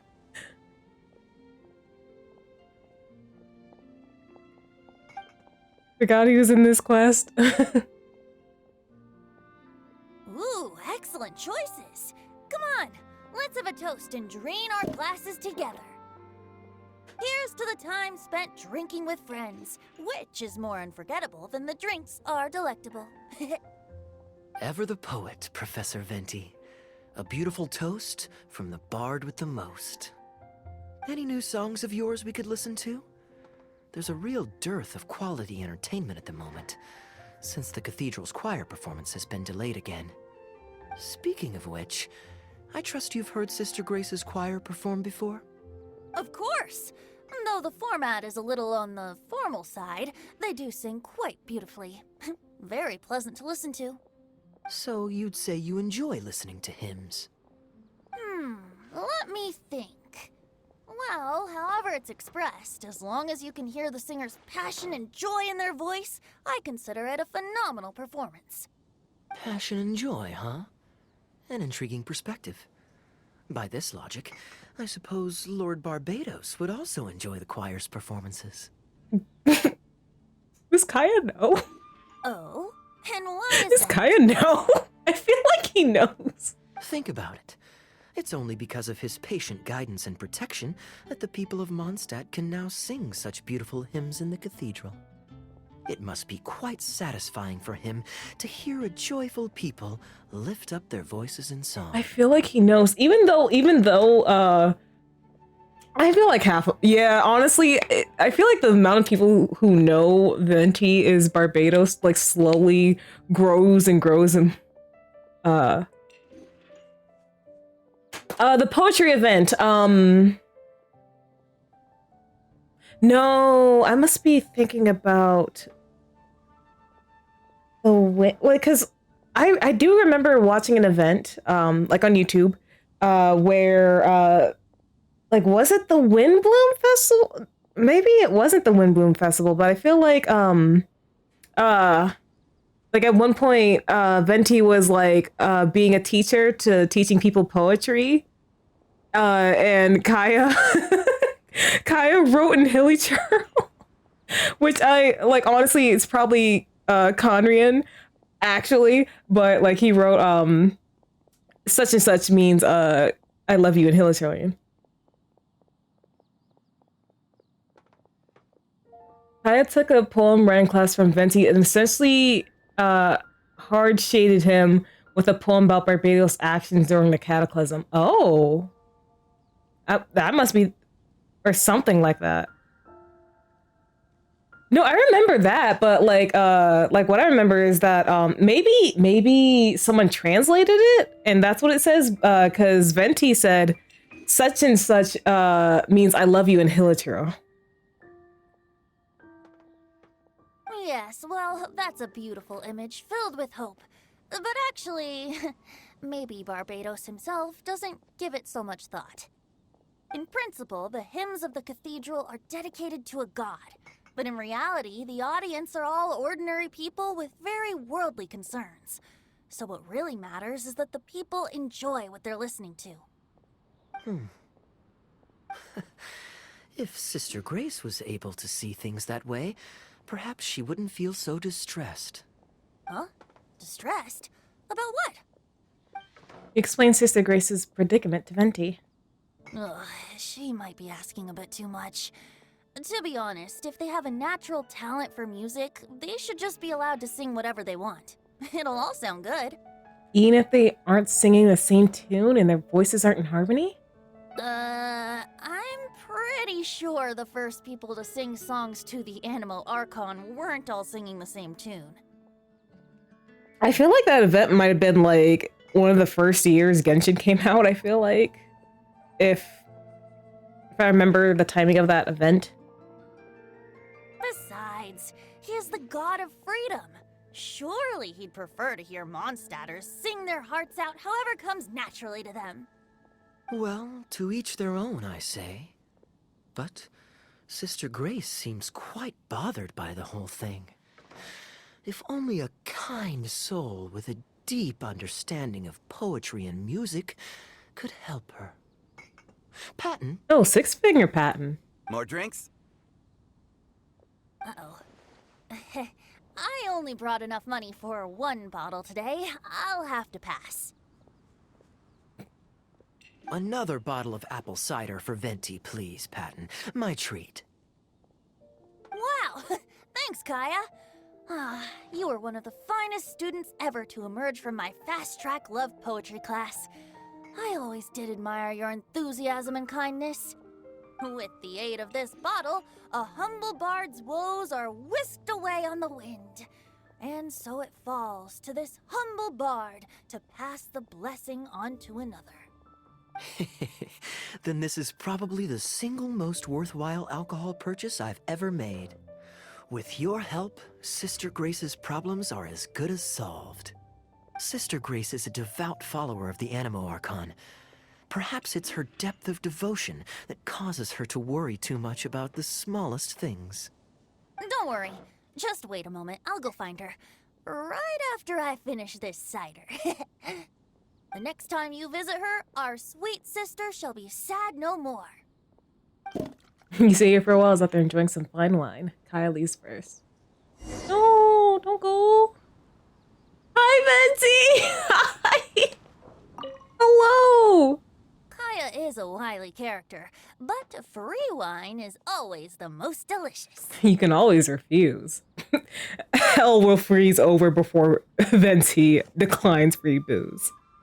Alright, I'm gonna head off to bed now. Have a great rest of stream, Moon. Alright, Eden, thank you for popping by and hanging out. I hope you have a good sleep.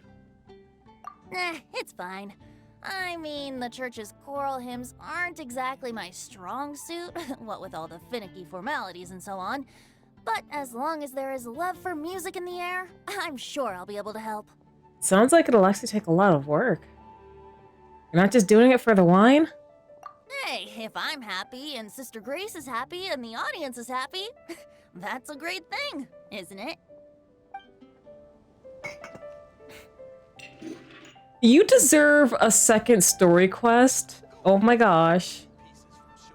You deserve a second story quest. You really do. You really do. I'm still waiting for a second story quest for you. Yes, give us another Venti story quest for the level.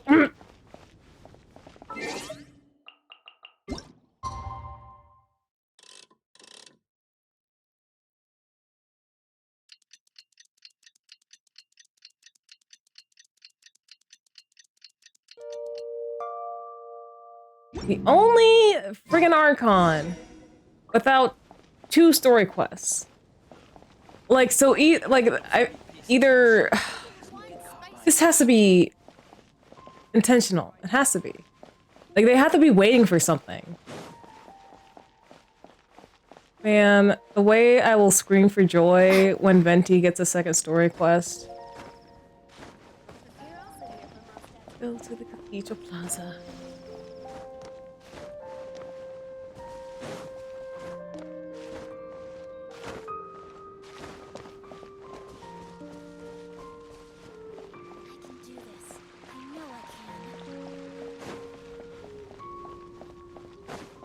Oh, I just realized I walked all the way here when I could have, like, glided down from that one waypoint. Oh well. I'm just thinking about it. Like, it's like...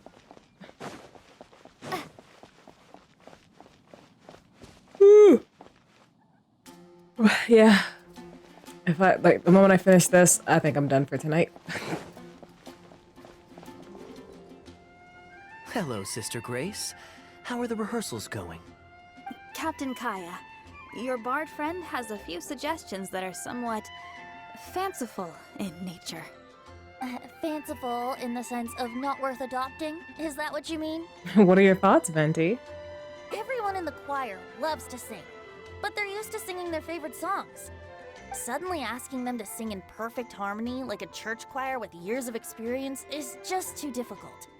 So, why ask them to adjust to the demands of those staid old church hymns when you could just create a new song for them? One that they'll be able to grasp quickly? If you want, I could help. Church choirs typically stick to traditional hymns. This is certainly an innovative idea. What's stopping you from considering it, Sister Grace? While I don't expect a recently established amateur choir to perform on par with our own church choir, this would be a major departure from tradition. I'm just not convinced that it's appropriate. Well, tradition could be seen, likened to as another form of shackle, and this is the city of freedom. Let's be a little more adventurous. Is the Church of Favonius really such a stickler for tradition? Giving believers the chance to express themselves freely seems like it would be a very positive thing. So, Venti, do you think the Animo Archon would like to hear a new melody? Oh yeah, he knows. Of course! This was the wish of the people when New Mondstadt was first founded. Okay, well, let's see what our other friend thinks. Traveler, what are your thoughts? I, for one, am inclined to agree with Venti's understanding of Barbados. Another vote of confidence. Maybe there's hope for this idea yet. Maybe it's just a generational thing, but... Oh, well, it's not a completely unreasonable idea. I suppose it can't hurt to try. Looks like we're all in favor then. So let's start preparing. Sister Grace, could we trouble you to inform the choir members? Of course. I'll tell them now, and then we'll give this a try. Should we find some people to help us compose the lyrics? If this is to be a new song of the people, then the more fresh ideas we have, the better. Good idea. Let's split up and find some contributors, Traveler. Well, who should I look for, and what should I say to them? I has 6 endings? Don't they all have 6 endings? Let me think. Since we're composing a song, we should try and recruit at least one person who understands music. Aha, I know. Sister Grace, how would you feel about us asking Sister Barbara to provide her input? She has what? Given that the idea is to write a song dedicated to Lord Barbados, I'm sure Sister Barbara would be very willing. God damn. Okay, Hoyo, we see who your favorites are. Damn. Perfect.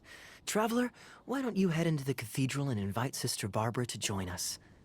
I'll look for another friend who's interested in helping us.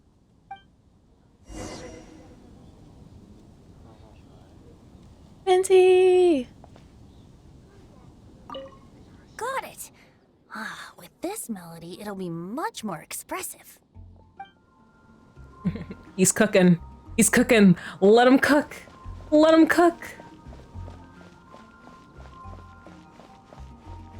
I think you see the normal on the story quest menu. Okay, I don't... Did I unlock Noel's? I'm not sure if I did. Oh, I did not. Oh, yeah, no, not everyone has the same amount. Like, she has 5, she has 5, he has 6.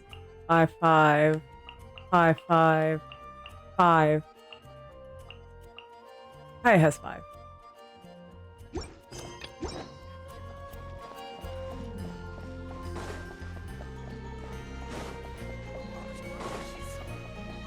Oh, you're right here. Hey, Barbara. Let the wind lead. Traveler, it's been a long time since I last saw you in the cathedral. Barbara, just the person I was looking for. I have a rather unusual request for you. Fortunately, I have some time to spare at the moment. What is it? You tell Barbara about the plan to write a brand new song. Oh, I see. What an interesting idea. The hymns we know today have been passed down to us through the ages. Very few people would ever think to create a new one. But as long as we put our hearts into it and write with reverence and devotion, perhaps our new song can become part of the tradition that is passed on and bring joy to future generations. I never imagined that the Bard would come up with such an amazing suggestion. I'd really love to be a part of this. We're having a discussion in the plaza now. Would you like to join? Sure. Let's go there together right now.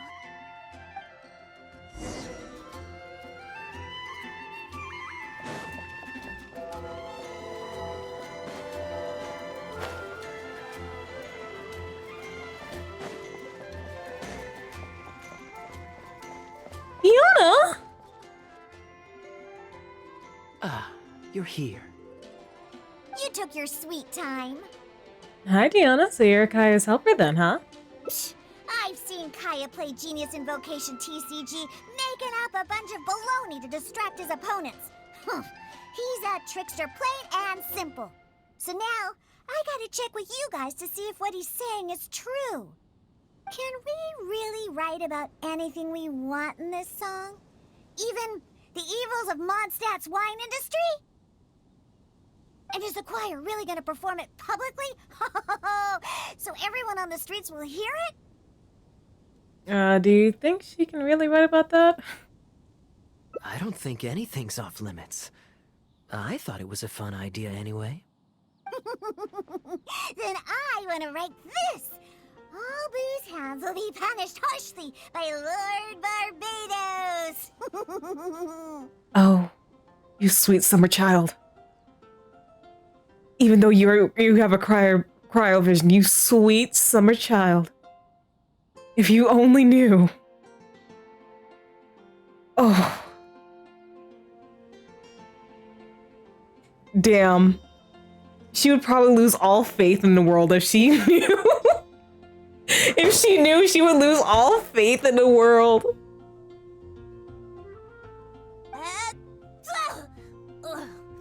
That's a very novel idea indeed. I'm used to just humming to myself while I work. So after Sister Grace criticized us for not singing in harmony, I was planning on quitting the choir. Ooh. I never thought we'd be able to just sing what we wanted. What a relief. Plus, we get to write a song with Sister Barbara. I'm so honored. Thank you, everyone. Why don't we start by picking a theme for this song? I agree. Traditionally speaking, the theme should be Praise be to the gentle and loving Lord Barbados. I expect that Professor Venti might feel that topic is overdone and lacks originality, and that it may not be to Lord Barbados's liking. That's Kaeya for you. Got it in one. I'd suggest that everyone start by thinking of the little things in life that bring you joy. Ooh, well then can I praise the perfect fish head soup my mom cooked last night? Of course you can.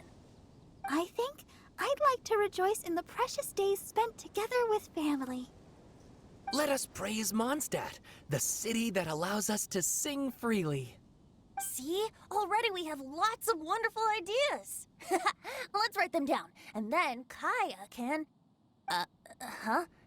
Kaeya? Don't tell me he dipped. Kaeya! Kaeya, no! You're supposed to stay by my side, and if you're gonna leave, take me with you.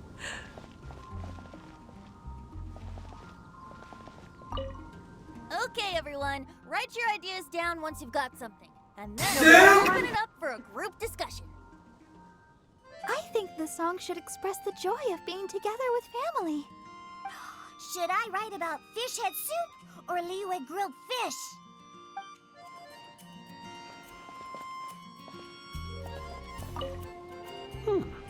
What should I sing about? Home of the Windborn. What do you think of that? Surely the song should at least mention Lord Barbados. Sister Grace, you might want to just, like, loosen up a bit, you know? Oh, there you are. Hey.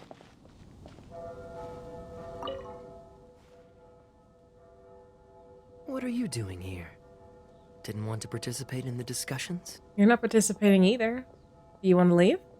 I just wanted to take you to hear a performance, but that obviously didn't happen, thanks to the problems with the choir rehearsals.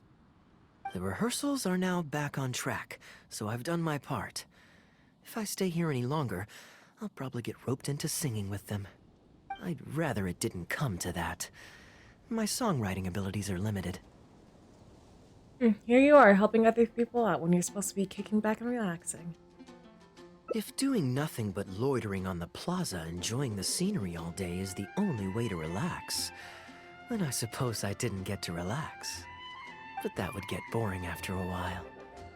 To me, it's more fun to wander around, see what's happening, and insert myself into interesting situations.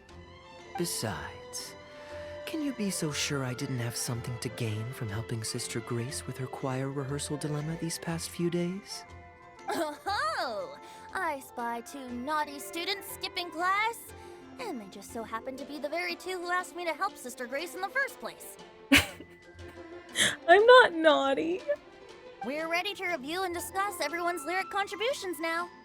Hey, why is it that you look like you're trying to run away? I still recall the teachings of Professor Venti. The Animo Archon cares not about how moving the people's songs of praise are, but rather whether or not the song comes from the heart. Can we get more of this bard? I wish we got more of, I wish we got more Venti. With so many true believers gathered together earnestly writing a song for him, I'm sure the Animo Archon is watching on and feels very satisfied. That's what a song of worship is all about. So, mission accomplished. And that's the reason you've decided to leave? Slipping away before the final verse is sung, before the poet has uttered the last line, before everything has concluded. I don't know. Something about it just resonates with me. You just think writing poetry is too much trouble. Oh no. You've seen right through me. Wow, that was a craftily crafted speech. I almost fell for it. But to share all this with a group of friends, only to find myself one friend short before the final verse is sung, before the poet has uttered the last line, before everything has concluded, I don't know. Something about it just irritates me. If you don't want to write a poem, then let me gift you one. Abandoned to whatever fortune the cruel waters bring, bereft of control, directionless I swing. The swift currents surge, and onward I urge, through the snow and frost that fall and winter bring. Majestic waves cresting, surf roaring its tail, none but the ocean to hear as I sing. The stars in my eyes as I chart toward the horizon, that into one day from the endless dome of night I shall spring. If you are a chaser of freedom, the Animo Archon will bless you. So why not let those feelings out and sing with everyone? A boat that has come unmoored will not get lost in the night, but sail towards the dawn. A beautiful image. That was beautiful, then. Of course, you don't have to believe in it, but the winds of Mondstadt will guide every lost ship back to safe harbor. Well, after a fine poem like that, it would be plain rude of me not to rejoin you. Let's head back together.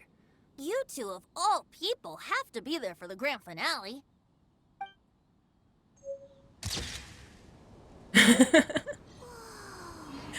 Aww. That's cute. Oh, we're holding hands. Oh, yes. Yes. Great way to end the night. Great way to end the night.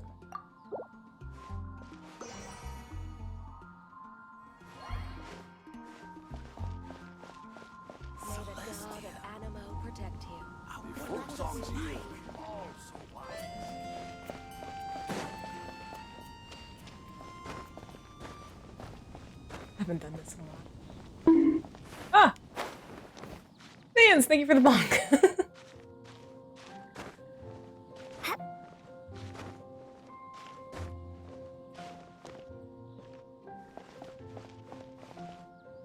Now, there we go.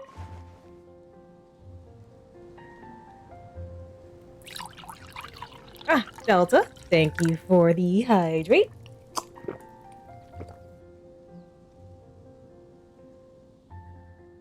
Now then.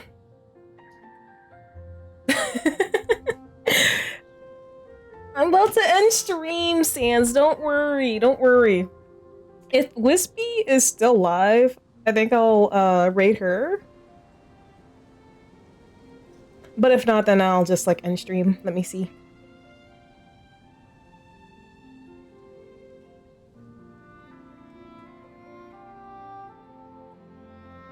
Oh, yep, she is indeed live. We're gonna raid Wispy Copperhead. She is playing Wuthering Waves. Hold on.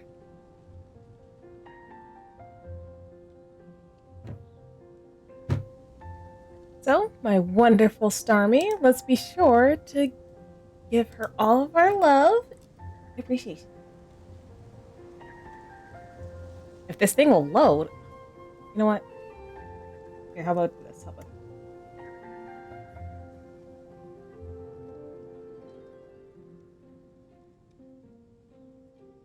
Here we go. Alrighty, guys. Alright, before we go, let me send you off with some links.